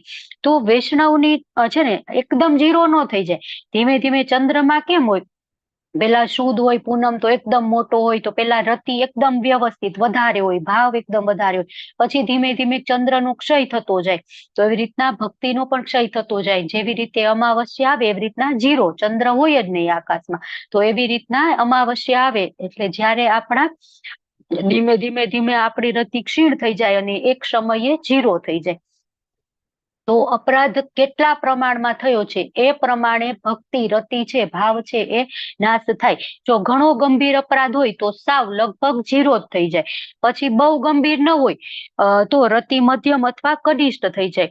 પછી જો કોઈ મોક્ષની પ્રાપ્તિ અથવા બ્રહ્મજ્યોતિમાં વિલીન થવાની અભિલાષા સાથે ભક્તિ કરશે તો રત્યાભાસ છે એ ધીમે ધીમે ક્ષીણ થઈ જશે, અથવા તો અહમ ગ્રહોપાસના એના સિદ્ધાંતમાં રૂપાંતરિત થઈ જશે. અહમ ગ્રહોપાસના, તો એ સિદ્ધાંત શું છે? એ તો પરમાત્મા અને જીવાત્મા એક છે. અદ્વૈતવાદીઓ હોય ને એવું માને કે જીવાત્મા અને પરમાત્મા બંને અદ્વૈત, બે નથી એક જ છે એમ માને. તો એ એમ માને ને કે જીવાત્મા અને પરમાત્મા એક જ છે, તો એક સમય એને એમ થાય કે હું મારી ઉપાસના કરું ને, અહમ ઉપાસના, બરાબર, અહમ ગ્રહોપાસના, હું મારી ઉપાસના કરું તો પરમાત્માની ઉપાસના થઈ ગઈ, મારે કઈ ઉપાસના કરવાની જરૂર નથી. તો એક સમયે અપરાધના કારણે એ સ્ટેજ ઉપર પહોંચશે. તો પોતાની ઉપાસના કરશે, અહમ બ્રહ્માસ્મિ કરશે, તો ભગવાન મળવાના નથી. એટલે ભક્તિમાંથી એનું પતન થઈ ગયું કહેવાય. અને અપરાધ થઈ ગયો, આપણને ખબર પડી ગઈ, બરાબર, શુદ્ધ વૈષ્ણવનો અપરાધ થઈ ગયો છે ને હવે આપણને એમ થાય કે હવે તો મારી રતિ 0 થઈ જશે, પણ મારે તો એવું કરવું નથી. તો એનો ઉપાય શું કરવાનું? જે વૈષ્ણવનો અપરાધ થઈ ગયો છે એ જ વૈષ્ણવ પાસે જવાનું, એને કહેવાનું મારાથી તમારે આ અપરાધ થઈ ગયો છે, દંડવત પ્રણામ કરવાની, એની ક્ષમા માંગવાની, અને જે એની ચરણ રજ છે એ આપણે આવી રીતના કપાળ ઉપર લગાડવાની. એક ભક્તિ વિનોદ ઠાકરનું સરસ મજાનું ભજન આવે છે, શુદ્ધ ભક્ત ચરણ રેણુ ભજન અનુકૂલ, ભગત સેવા કર્યા છે ને, સરસ મજાનું. હરે કૃષ્ણ. મ્યુટ રાખજો. તો શુદ્ધ ભક્તની ચરણ રેણુ છે એ ભક્તિમાં અનુકૂલ છે, બરાબર. તો આપણે અપરાધ થઈ ગયો છે તો આપણે એવી રીતના એનું પ્રાયશ્ચિત કરવું જોઈએ. પછી વ્યક્તિ કઈ રીતના કરી શકે રતિભાવ? અનપેક્ષિત લક્ષણો, તો એમાં શું છે કે ખામીની અવગણના.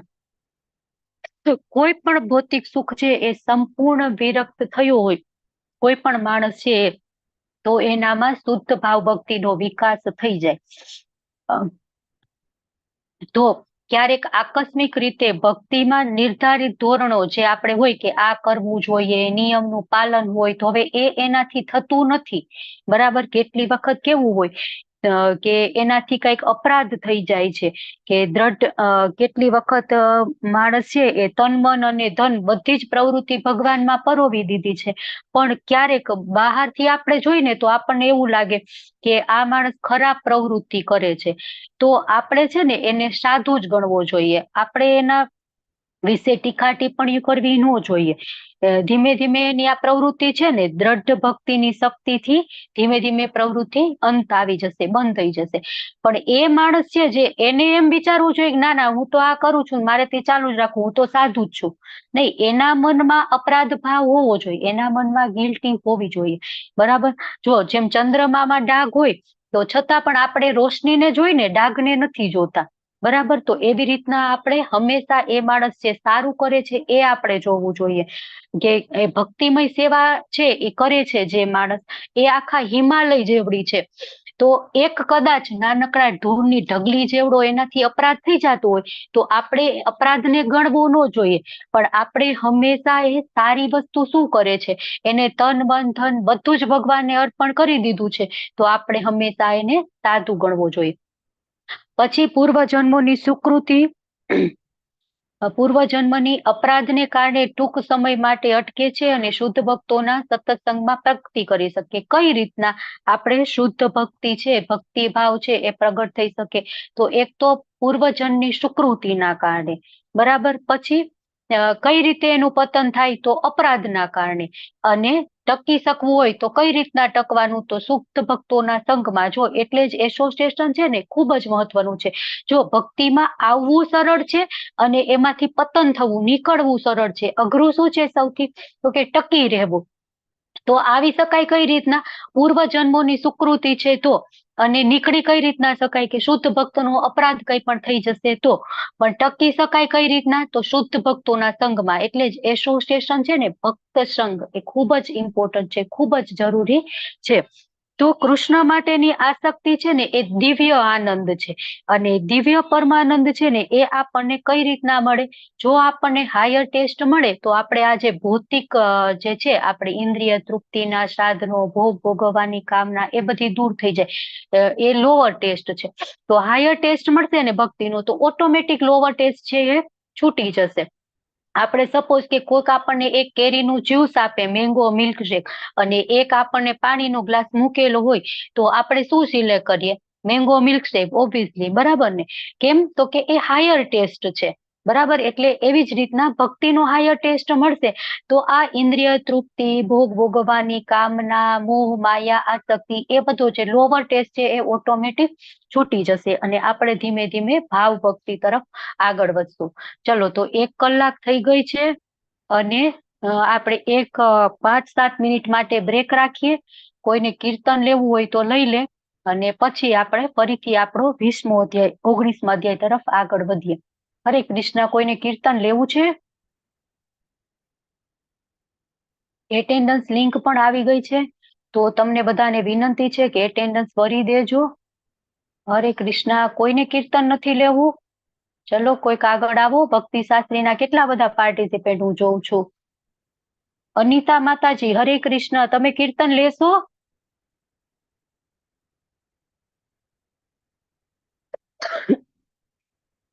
ચલો, અનિતા માતાજી તો બોલતા જ નથી. અશ્રિતા માતાજી, તમે લેશો કીર્તન? આશ્રિતા માતાજી, આશ્રિતા શાહ માતાજી, અવાજ આવે છે મારું કે નથી આવતો? હરે કૃષ્ણ. આવે છે માતાજી અવાજ. આવે છે. ઓકે, તો કોઈ કીર્તન લો. ચલો, હરે કૃષ્ણ. હરે કૃષ્ણ માતાજી, દંડવત પ્રણામ. તમારો અવાજ દંડવત આવતો પ્રણામ. તો હું છે ને પેલું એટેન્ડન્સ લિંક ભરતી હતી ને એટલે બીજા ટેબમાં ઓપન કરેલું. ઓકે ઓકે ઓકે, બરાબર. ચલો, તો લેશો તમે કીર્તન? હરે કૃષ્ણ. ના માતાજી, એ કીર્તન કોઈ એમ પ્રોપર તો નથી, પણ ધૂન જેવું છે, લઈ શકું. હરે કૃષ્ણ મહામંત્ર જ આપણે એની ધૂન કરવાની હોય, એ જ કીર્તન. હા, એ લઉં છું. ચલો, લઈ લો. ચલો, તમે કેમેરો ઓન કરો તમારો, હું તમને સ્પોટલાઇટ કરું. નથી જરૂર માતાજી. ઓકે, ચલો. હરે કૃષ્ણ. શ્રી કૃષ્ણ ગોવિંદ હરે મુરારે, હે નાથ નારાયણ વાસુદેવાય. શ્રી કૃષ્ણ ગોવિંદ હરે મુરારે, હે નાથ નારાયણ વાસુદેવાય. શ્રી કૃષ્ણ ગોવિંદ હરે મુરારે, હે નાથ નારાયણ વાસુદેવાય. રાધે કૃષ્ણ, રાધે કૃષ્ણ, કૃષ્ણ કૃષ્ણ હરે હરે, હરે રામ, હરે રામ, રામ રામ,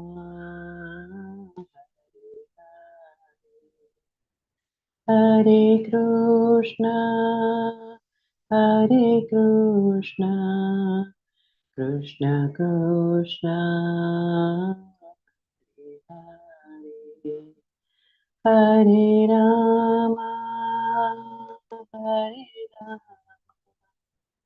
રામ રામ, હરે ઓમ નમો ભગવતે વાસુદેવાય. ઓમ નમો ભગવતે વાસુદેવાય. ઓમ નમો ભગવતે વાસુદેવાય. ઓમ નમો ભગવતે વાસુદેવાય. હરે કૃષ્ણ, હરે કૃષ્ણ, કૃષ્ણ કૃષ્ણ હરે હરે, હરે રામ, હરે રામ, રામ રામ, હરે હરે. શ્રી કૃષ્ણ ગોવિંદ હરે મુરારે, હે નાથ નારાયણ વાસુદેવાય. શ્રી કૃષ્ણ ગોવિંદ હે નાથ નારાયણ વાસુદેવાય. શ્રી કૃષ્ણ ગોવિંદ હરે મુરારે, હે નાથ નારાયણ વાસુદેવાય. રાધે કૃષ્ણ, રાધે કૃષ્ણ, કૃષ્ણ કૃષ્ણ હરે હરે.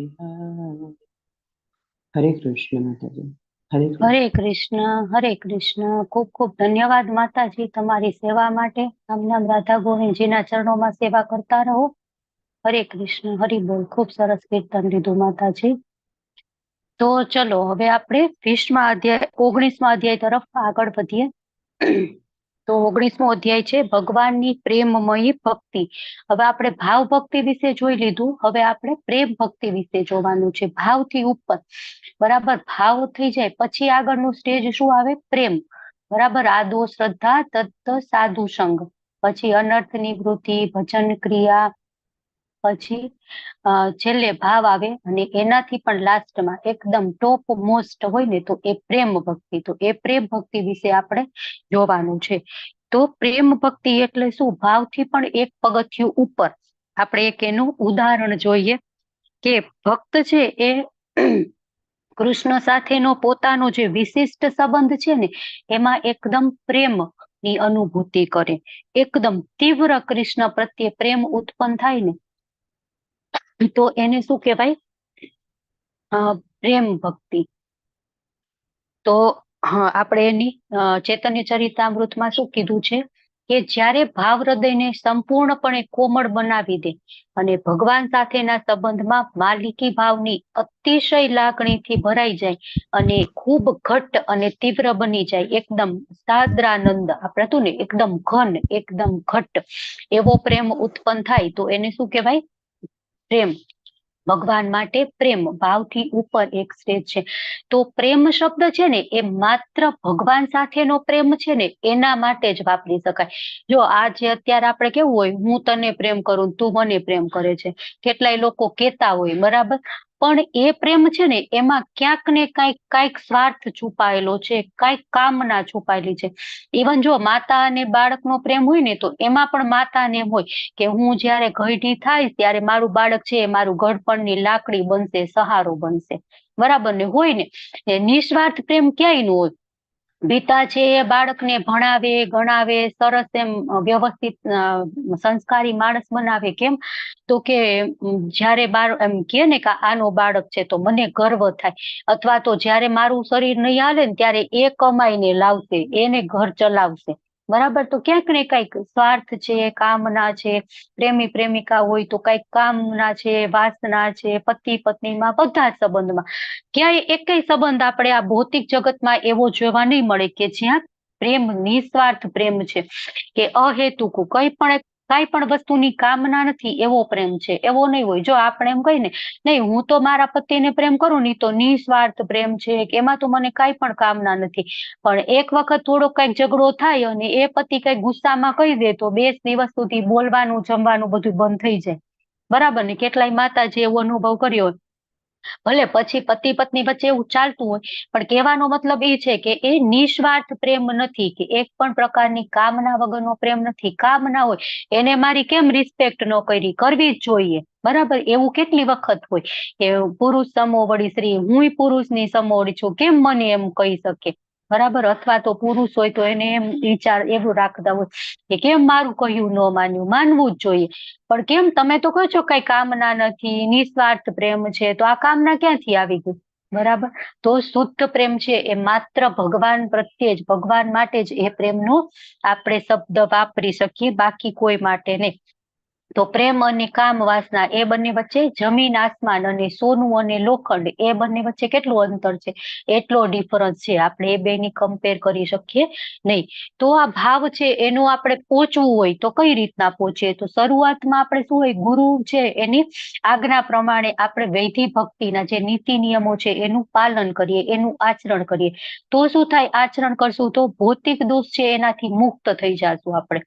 પછી ધીમે ધીમે ભક્તિમાં આસક્તિ ઉત્પન્ન થશે અને તીવ્ર રુચિ ઉત્પન્ન થશે, અને ધીમે ધીમે સમય સાથે એ આસક્તિ અને રુચિ છે ને એ એકદમ તીવ્ર બની જશે.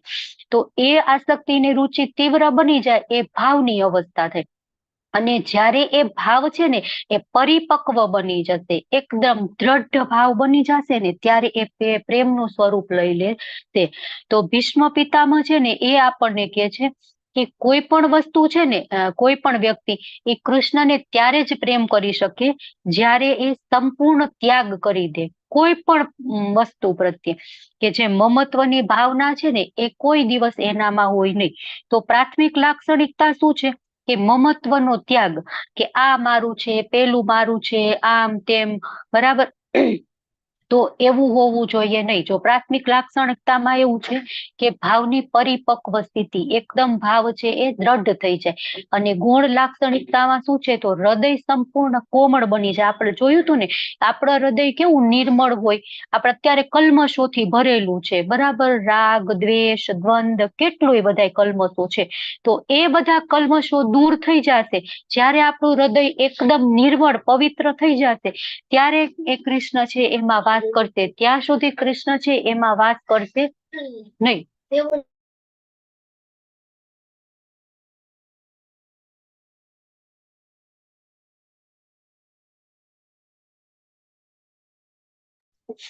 તો ગૌણ લાક્ષણિકતા શું છે? તો કૃષ્ણની માલિકીનો ઉચ્ચતર ભાવ, કે કૃષ્ણનું બધું છે, મારું કઈ નથી.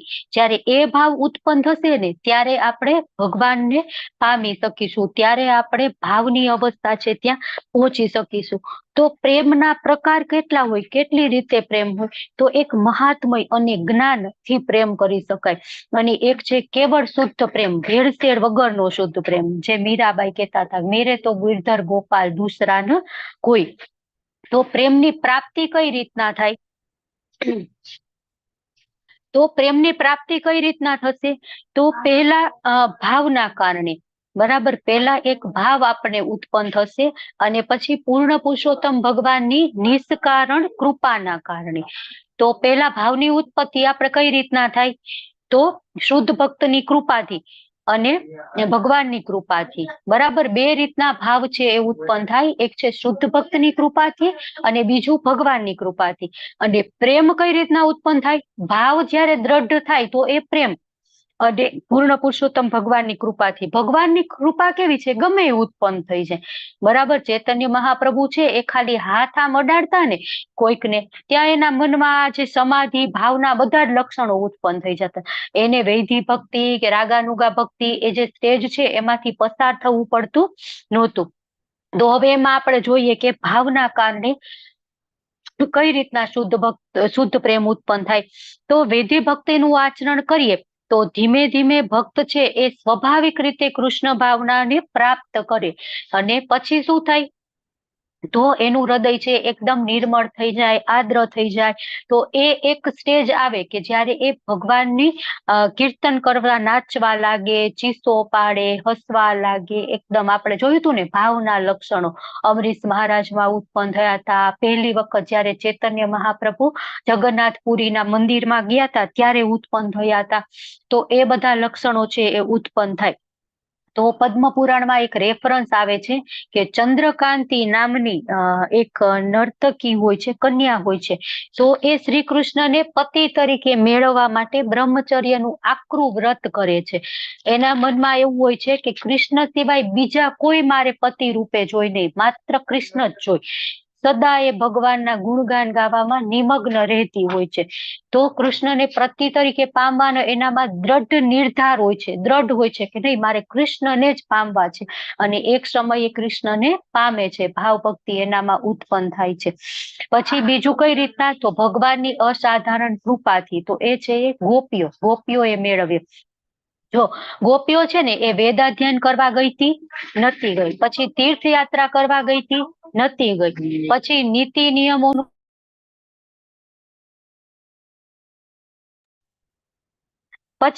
નિયમોનું પાલન કરતી હતી, તો નથી કરતી. જે વૈધિ ભક્તિના આપણે 64 અંગો જોયા એનું પાલન કરતા હતા, તો નહોતા કરતા. વ્રત કોઈ કર્યું હતું, દ્રઢ વ્રત એકદમ, તો એ નહોતું કર્યું. તો શું કર્યું હતું? માત્ર ભગવાનના સાથે રહ્યા હતા. વ્રજમાં જયારે ભગવાન રહ્યા ત્યારે એમના સંગ કર્યો હતો ભગવાનનો. તો માત્ર એટલું જ કરવાથી ગોપીઓને ઉચ્ચ ભક્તિ પ્રાપ્ત થઈ, ભક્તિની પૂર્ણતા પ્રાપ્ત થઈ, બરાબર. તો ચંદ્રકાંતિ અને ગોપીઓ તો એ કોઈ પણની દરકાર રાખ્યા વગર માત્ર કૃષ્ણનું નિત્ય ચિંતન કરતી હતી. જે આપણે વાત કરીને આપણને બધાને કેવું હોય, ચાર લોકો શું કહેશે, પેલા લોકો શું કહેશે, પેલા લોકો શું કહેશે, આમ તો મારે કરવું જ જોઈએ, આને ખોટું લાગી જાય, તેને ખોટું લાગી જાય. તો ચંદ્રકાંતિ અને ગોપીઓ એ કોઈની દરકાર કરતી નહોતી, માત્ર કૃષ્ણનું ચિંતન કરતી હતી. ભાવાત્મક પ્રેમથી ગુણગાન ગાતી હતી ભગવાનનું, અને એટલા માટે જ એને ભગવાનની અનન્ય ભક્તિને પ્રાપ્ત કરી. તો જ્યારે આપણામાં એ સ્ટેજ આવશે ને કે આપણે કોઈની પરવા નહીં કરીએ, દરકાર નહીં કરીએ, ત્યારે આપણે આ શુદ્ધ ભગવાનનો પ્રેમ છે ને એ પામી શકશું. તો શ્રીમદ ભાગવતમમાં કીધું છે કે જે મનુષ્ય ભગવાન શ્રીહરિને પૂજે છે, ભજે છે અને પ્રેમ કરે છે, તેને આત્મ સાક્ષાત્કાર પામવા માટે બીજું કાંઈ પણ કરવાની જરૂર રહેતી નથી.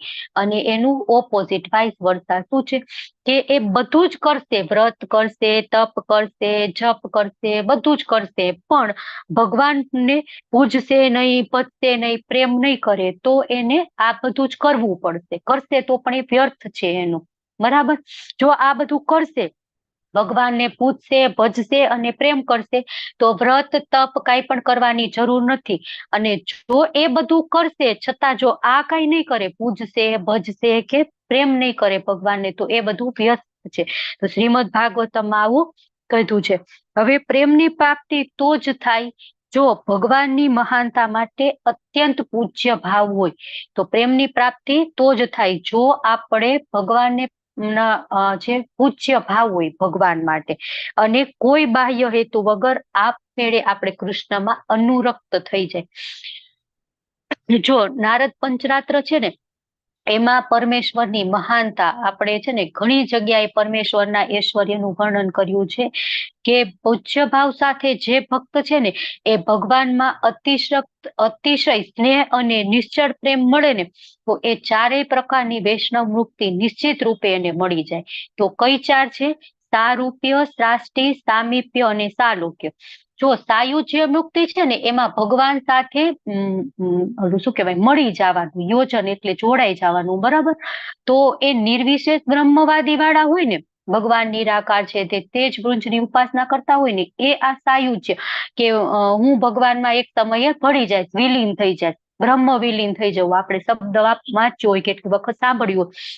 પણ આપણે વૈષ્ણવો છે ને એ સાયુજ્ય મુક્તિને ગણતા નથી, કેમ કે આપણે ભગવાનમાં વિલીન નથી થઈ જવાનું, બરાબર. આપણે ભગવાન જેવું રૂપ મેળવીએ, ભગવાન જેવું ઐશ્વર્ય, ભગવાનના સમીપમાં રહી, ભગવાનના લોકમાં રહી, પણ ભગવાન અને આપણે અલગ છીએ. આપણે બંને એક નથી કે આપણે ચલો ભગવાનમાં એક રૂપ થઈ ગયા, બરાબર. તો આ ચારે ચાર પ્રકારની મુક્તિ છે એ મળી જાય જો ભગવાનને સ્નેહ અને નિશ્ચય પ્રેમથી આપણે ભક્તિ કરીએ, ભાવપૂર્વક ભગવાનને પૂછીએ. તો હવે આપણે આગળ જોઈએ કે પ્રેમનો ઉદય ક્યારે થાય. તો આપણે પ્રેમની પહેલા રહસ્યમય પ્રવૃત્તિ શું છે એ જોઈએ. પ્રેમમાં શું પ્રવૃત્તિ કરતા હોય? તો ભક્ત શ્રી કૃષ્ણના સતત પ્રેમમાં હોય. જો ક્યારેક સુખી હોય, ક્યારેક દુઃખી હોય, કૃષ્ણમાં મન એકાગ્ર કરે, અંદર પરમાનંદનું આસ્વાદન કરે, મનમાં ને મનમાં એકદમ પ્રેમ એને ખૂબ જ ખુશ હોય. પછી માટે પ્રેમ ભક્તિની વિધિને ખજાનાને સમજવું મુશ્કેલ છે, એકદમ રહસ્યમય છે. અને પછી શિવજી છે એ માતા પાર્વતીને કહે છે કે સાધુ સંગ કરીએ ને ભક્તોનો સંગ, તો છે એ આ પ્રેમ ભગવાનનો મળી શકે. તો આ છે એ ભગવાનનો પ્રેમ છે, રહસ્યમય પ્રવૃત્તિ છે. તો જો વૈષ્ણવ ભગવાન શ્રી કૃષ્ણના ચિંતનમાં નિત્ય, એનું મન નિત્ય ભગવાનના ચિંતનમાં રહે તો એને શુદ્ધ વૈષ્ણવ કહેવો જોઈએ. શુદ્ધ વૈષ્ણવની એક ઓળખાણ છે કે હંમેશા ભગવાનમાં જ એનું મન હોય, એ રચ્યું પચ્યું રહે. તો વૈધિ ભક્તિ કરતા કરતા આપણે રૂપ માધુરીનો આસ્વાદન કરીએ તો આપણને ભગવાન પ્રત્યે પ્રેમ ઉત્પન્ન થાય. અને ક્યારેક ખાસ કિસ્સામાં, એકદમ રેર થી રેરેસ્ટ કિસ્સામાં, કે ભગવાન છે એ સ્વયં પ્રેમ આપણને આપે, ઉત્કૃષ્ટ અવસ્થાની પ્રાપ્તિ થાય. તો હવે પ્રેમનો ઉદય માટે વિવિધ પદ્ધતિઓ રૂપ ગોસ્વામીએ વર્ણવેલી છે. તો સૌથી પહેલી શું છે? આદો શ્રદ્ધા. સૌથી પહેલા શ્રદ્ધા. જો આપણે હંમેશા આ શ્લોક લેતા હોઈએ, આ હરિભક્તિ વિલાસનો શ્લોક છે. તો આદો શ્રદ્ધા. તો શ્રદ્ધા એટલે શું? તો પ્રેમમયી ભક્તિના મૂળમાં શ્રદ્ધા રહેલી હોય છે. શ્રદ્ધા એટલે આપણે દ્રઢ વિશ્વાસ હોય ને એ શ્રદ્ધા. કૃપા અવતરણ માટે સહજ હૃદય અને પ્રેમમાં સુસુપ્ત બીજનો ઉદય. આપણે ભક્તિ લતા વાવી હોય તો એક બીજ છે એ આપણે રોપીએ જમીનમાં, બરાબર. તો એ જે બીજનું રોપણ કરીએ છીએ ને એને શ્રદ્ધા કહેવાય. પછી સાધુ સંગ.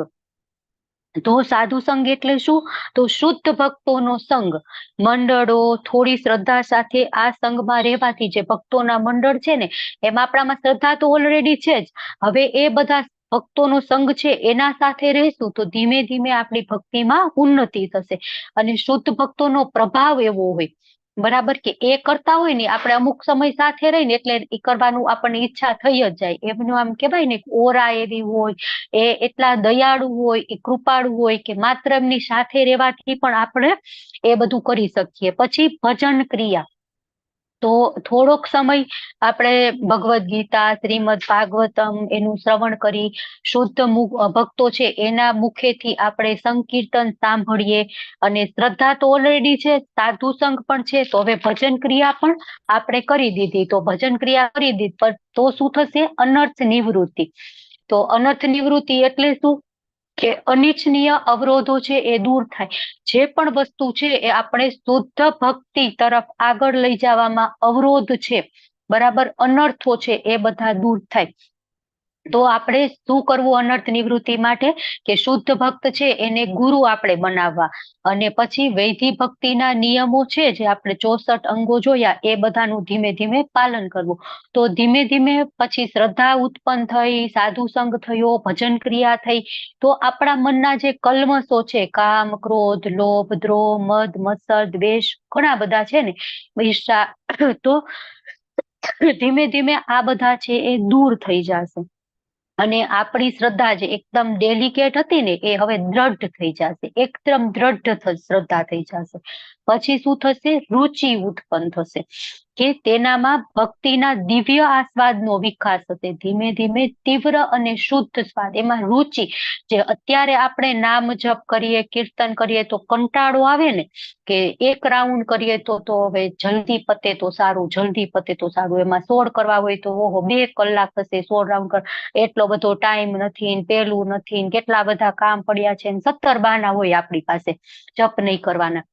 તો કેમ 17 બહાના હોય? કેમ કે હજી રુચિ ઉત્પન્ન નથી થઈ, બરાબર. જ્યારે રુચિ ઉત્પન્ન થશે ને ત્યારે 17 ની 20, 25, 30, 32 કેટલી થઈ જશે ખબર જ નહીં પડે.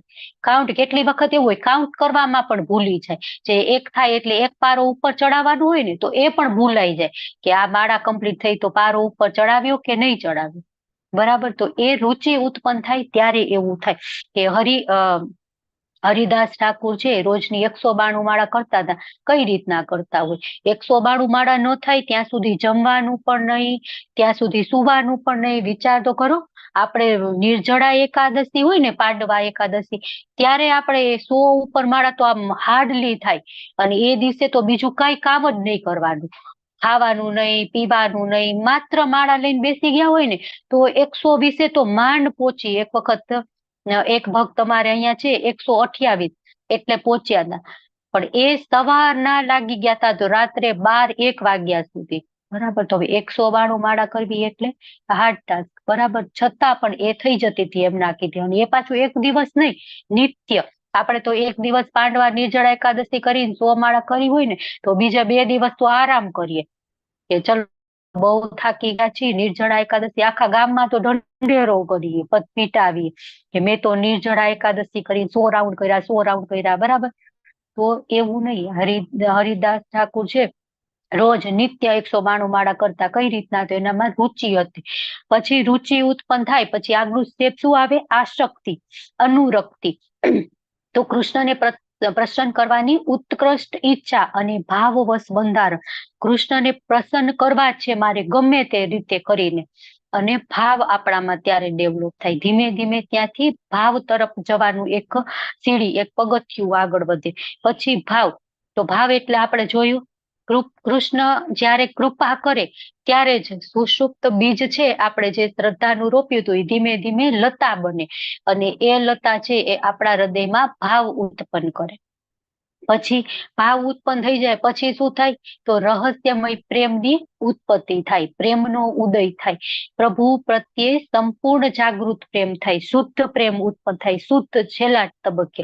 અને જો એવું કહેવાય છે કે શુદ્ધ પ્રેમની અવસ્થા હોય ને એ અવસ્થામાં માણસ આ ભૌતિક સંસારમાં ન રહે.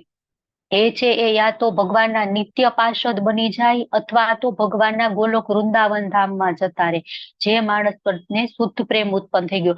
પણ એ બધે આમ જાહેરાત ન કરતા ફરે કે નહીં મારે તો આ સ્ટેજ આવી ગયું છે. એને ખબર હોય, એના મનમાં નિત્ય કૃષ્ણ પ્રત્યે આકર્ષણ હોય, નિત્ય ભગવાનનું ચિંતન થતું હોય, સ્મરણ થતું હોય, પણ એ છે એ આમ બધે ઢંઢેરો નહીં પીટાવે, જાહેરાત નહીં કરતા ફરે કે નહીં મારે તો આમ છે, મારે તો તેમ છે, હું તો આ અવસ્થામાં. આપણે જો ગમે એ શુદ્ધ ભક્ત હોય ને એને મળીએ ને તો એમ જ કે હું તો હજી પાપા પગલી કરું છું, હું તો ભક્ત બનવાનો પ્રયત્ન કરું છું.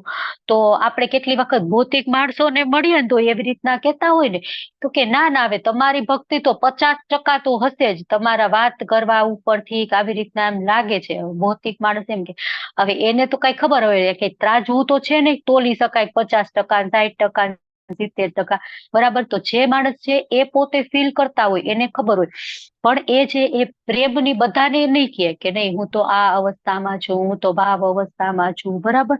તો આ રીતના શુદ્ધ પ્રેમના વિકાસના એ 8-9 તબક્કા છે. આદો શ્રદ્ધા, તત્વો સાધુ સંગ, ભજન ક્રિયા, અનર્થ નિવૃત્તિ, નિષ્ઠા, રુચિ, આસક્તિ અને ભાવ. બરાબર. વચ્ચે એક નિષ્ઠા છે કે દ્રઢ નિયમિત અને સચેત સાધના, નિષ્ઠા. ધીમે ધીમે પછી પ્રેમની ઉત્પત્તિ થાય અને શુદ્ધ પ્રેમ મળે. તો આપણે આખું આ ચેપ્ટરમાં શુદ્ધ પ્રેમ વિશે જોઈએ. હવે મહત્વ, તો શુદ્ધ પ્રેમમય ભક્તિમય સેવા છે એનું મહત્વ શું છે? તો ભગવાન સ્વયં શંકર ભગવાન શિવ છે એ નારદ પંચરાત્રમાં પાર્વતીજીને કહે છે કે હે દેવી, જે મનુષ્ય પૂર્ણ પુરુષોત્તમ ભગવાન માટે પ્રેમ ભાવનો વિકાસ કર્યો છે અને આ પ્રેમને કારણે છે હંમેશા દિવ્ય આનંદમાં મગ્ન રહે છે, તેને તનના કે મનના સુખ દુઃખનું જ્ઞાન રહેતું નથી. તો શંકર ભગવાન સ્વયં પાર્વતીજીને કહે છે કે જે માણસ પ્રેમ વિકાસ થઈ ગયો છે જેને, એને તનના કે મનના સુખનું કઈ પણ ભાન રહેતું નથી. પછી એના માટે સુખ શું કે દુઃખ શું, બધું સેમ છે. તો હવે આપણે છેલ્લા આમાં બે પેરેગ્રાફ છે એ વાંચશું. 165 નંબરના પેજ ઉપર બુક બધા ખોલો અને પછી આપણે આપણું સેશન કન્ક્લુડ કરીશું. હરે કૃષ્ણ. તો સ્નેહ અને પ્રેમના વ્યવહાર મૂળ પ્રેમ વૃક્ષની શાખા છે. જે આપણે ભક્તિ લતાનું બીજ વાવ્યું હતું ને એ બીજ મોટું થઈ ગયું અને એની શાખા શું છે? સ્નેહ અને પ્રેમના વ્યવહાર છે, જેના અનેકવિધ સ્નેહસભર આવિર્ભાવો દેખાય છે. તો એની હવે ડિટેલમાં ચર્ચા છે એ અહીં કરેલી નથી. જે આ ભક્તિ રસામૃત સિંધુ પુસ્તક છે ને એનું આપણે આ પહેલો જે પાર્ટ હતો, પૂર્વ વિભાગ હતો, એ અહીંયા 19 અધ્યાયે પૂરો થઈ જાય છે. તો આમાં અહીં ચર્ચા નથી કરવામાં આવી. તો ક્યાં ચર્ચા કરી છે? શ્રી સનાતન ગોસ્વામીએ તેમના ભાગવતામૃતમાં વિસ્તારપૂર્વક વર્ણવ્યા છે. તો જેને આગળ વધારે વાંચવાની ઈચ્છા હોય, જાણવાની ઈચ્છા હોય તો એ પુસ્તક વાંચી શકે છે. અને સ્નેહ અને પ્રેમના વ્યવહારોનો આ વિષય અત્યંત ગૂઢ છે. સનાતન ગોસ્વામીએ તેનું સુસ્પષ્ટ નિરૂપણ કર્યું છે. તો આ ભાવ અને પ્રેમ છે ને આપણે તો અહીંયા ઉપર ચલું, પ્રભુપાદે આપણને આપણા માટે જરૂરી હતું ને એટલું જ આપ્યું છે. તો આપણે એટલું જ અહીંયા શીખ્યા છે. બાકી આ ગ્રંથ વાંચવા બેસે ને ભક્તિ રસામૃત સિંધુ તો એટલો મોટો જાડો અને એનું સંસ્કૃત, એની ભાષા એટલી ગુહ્ય છે ને આપણે સમજી ન શકાય. પ્રભુપાદને ખબર હતી કે આ લોકો આટલું કઈ વાંચશે નહીં, ગ્રંથ જોઈને જ થાકી જશે, મૂક દેશે, નહીં આટલું બધું નથી વાંચવું. એટલે આપણા માટે શોર્ટ એન્ડ સ્વીટ જે સાર આવી જાય ને એવું એમને આમાં આપેલું છે. બાકી ડિટેલમાં વાંચવું હોય તો સનાતન ગોસ્વામી એનું નિરૂપણ કરેલું છે. અને આમ શ્રી રૂપ ગોસ્વામી ભક્તિ રસામૃત સિંધુના પ્રથમ વિભાગનું સમાપન કરે છે. તો અહીંયા ભક્તિ રસામૃત સિંધુ છે એનો પ્રથમ વિભાગ પૂરો થાય છે. પોતાની રચના ભક્તિ સિદ્ધાંતના પ્રસ્થાપક સનાતન ગોસ્વામી તેમજ ગોપાલ ભટ્ટ ગોસ્વામી, રઘુનાથ ભટ્ટ ગોસ્વામી અને રઘુનાથ દાસ ગોસ્વામીના દિવ્ય રસાસ્વાદ માટે તેમને સમર્પિત કરે છે. તો આ કોને સમર્પિત કરેલા છે? તો ષડ ગોસ્વામીઓમાંના સનાતન ગોસ્વામી, ગોપાલ ભટ્ટ ગોસ્વામી, રઘુનાથ ભટ્ટ ગોસ્વામી અને રઘુનાથ દાસ ગોસ્વામી. તો ખાલી એમને જ સમર્પિત કર્યું. જીવ ગોસ્વામીનું નામ નથી. કેમ? જીવ ગોસ્વામી છે ને સૌથી નાના હતા અને જ્યારે ભક્તિ રસામૃત સિંધુ લખતા હતા ને, જો આ વચન પરથી એમ જણાય છે કે મહાન આચાર્ય શ્રી જીવ ગોસ્વામી ભક્તિ રસામૃત સિંધુના લેખન સમયે સક્રિય ન હતા. એ એમના શું કહેવાય શિષ્ય હતા, બરાબર. રૂપ ગોસ્વામીના શિષ્ય હતા જીવ ગોસ્વામી, પણ ત્યારે કહેવાય ને કે હજી શરૂઆત હતી એમની, હજી એ જોડાયા જ હતા આપણી પરંપરામાં. તો એમને પ્રૂફ રીડિંગ કરવા માટે કેટલી વાર આપતા, કેટલી વાર એમાં કઈ વ્યાકરણની ખામી છે કે નથી એના માટે આપતા.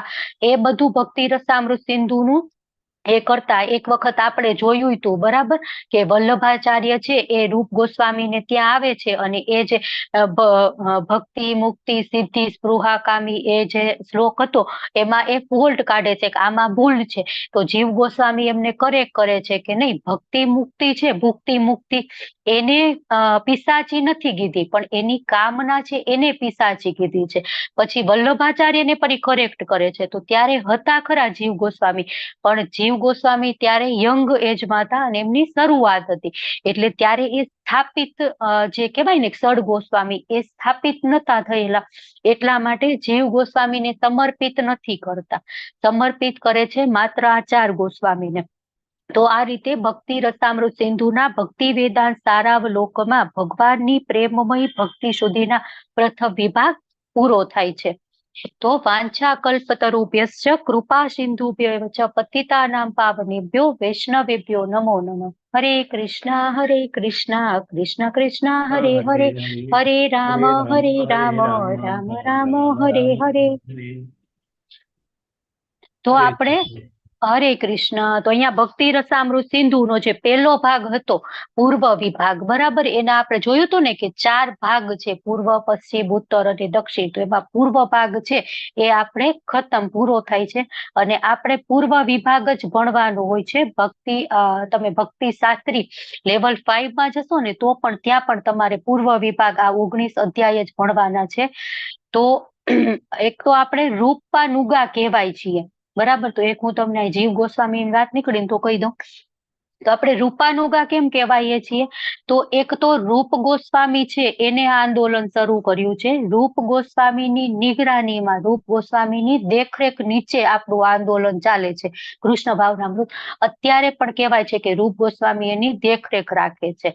પછી બીજું, રૂપ ગોસ્વામીના શિષ્ય જીવ ગોસ્વામી, અને જીવ ગોસ્વામી થી આગળ એ પરંપરા ચાલી બરાબર. એટલે આપણે રૂપ ગોસ્વામી છે એ આપણી પરંપરામાં જો બંને ભાઈઓ હતા ને, સનાતન ગોસ્વામી ને રૂપ ગોસ્વામી બંને સેમ હતા, પણ આપણી પરંપરા છે એ રૂપ ગોસ્વામીના શિષ્ય જીવ ગોસ્વામી, પછી એના શિષ્ય એમ કરતા કરતા પ્રભુપાદ આવ્યા, એટલે પણ આપણે રૂપાનુગા કહેવાય. અને ત્રીજું કારણ શું છે?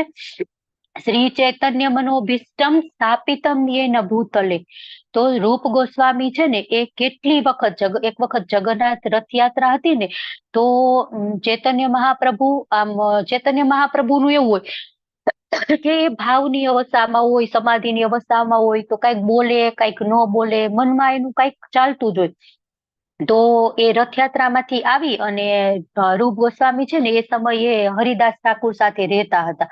તો એમને આવી અને પેલું તાડપત્ર ઉપર કઈક લખી દીધું, અને પછી જે આમ ઓલું બારણાનું આપણે શું કહેવાય ઉપર હોય ને એવી રીતના એને પાંદડું સુકવવા માટે મૂકી દીધું. તો ચૈતન્ય મહાપ્રભુ રોજ હરિદાસ ઠાકુરને જગન્નાથપુરીનો પ્રસાદ દેવા આવે, કેમ કે હરિદાસ ઠાકુરને મંદિરમાં પ્રવેશ મળતો નહીં, કેમ કે મુસ્લિમ હતા. તો પ્રસાદ દેવા આવ્યા ને તો ઘરે કોઈ નહીં, હરિદાસ ઠાકુર કઈક એનું જપ કે કઈક કરતા હતા અને રૂપ ગોસ્વામી સ્નાન કરવા માટે ગયા હતા. એટલે એમને તરત નજર ત્યાં ગઈ. એ તો હવે ભગવાન છે એમને તો ખબર જ હોય કે અહીંયા આ છે, એટલે એમને પત્ર લીધો અને એમાં વાંચ્યું તો કે આ તો હું વિચારું છું, મારા મનનો જે ભાવ છે એને અહીંયા લખ્યો છે રૂપ ગોસ્વામી. એટલે એ તો તરત કે પછી રૂપ ગોસ્વામી આવે ને એટલે એને પૂછે છે કે તને કેમ ખબર પડી ગઈ કે મારા મનમાં આ ચાલે છે? તો કે બસ ભગવાન તમારી કૃપા, એમને તરત દંડવત પ્રણામ કરે છે, પછી કાંઈ એમ આન્સર આપતા નથી. તો ભગવાન ચૈતન્યનો શું ભાવ છે, એના મનમાં શું ચાલે છે એ પણ રૂપ ગોસ્વામી છે એ જાણી લેતા. શ્રી ચૈતન્ય મનોભીષ્ટમ, મનમાં શું ચાલે છે ને એ પણ એ જાણી લેતા હતા. એટલા માટે આપણે રૂપાનુગા કહેવાઈએ છીએ બરાબર. તો આ છે ભક્તિ રસામૃત સિંધુ. મેં મારાથી બને એટલી ટ્રાય કરી કે તમને બધાને સરખી રીતે સમજાઈ જાય, તમને બધાને આ ગ્રંથ છે એ સમજાવવામાં હું પૂરો ન્યાય આપી શકું. પણ કઈક મારાથી ખામી રહી ગઈ હોય, કઈક મારાથી તમારું દિલ દુખાય એવી વાત કરી હોય, કે કઈક તમને ખોટું લાગ્યું હોય મારા પ્રત્યે, તો હું તમને બધાને કરબદ્ધ પ્રણામ કરું છું, માફી માંગુ છું. તમે બધા વાલા વૈષ્ણવો છો. અને નેક્સ્ટ લેવલ 3 છે ને એ નેક્સ્ટ ફ્રાઈડે થી જ સ્ટાર્ટ થવાનું છે. તો જે લોકોએ ઈશોપનિષદ અને ઉપદેશામૃત નથી થયું બરાબર, અથવા તો જે લોકો ભક્તિ રસામૃત સિંધુ જ ફરીથી કરવા માંગે છે, શીખવા માંગે છે, હજી ફરીથી રિવિઝન કરવા માંગે છે, તો એ બધા ફરીથી રજીસ્ટ્રેશન કરાવો. ઈશોપનિષદ, ઉપદેશામૃત અને ભક્તિ રસામૃત સિંધુ આપણે ફરીથી પાછા સાથે મળી ભણશું.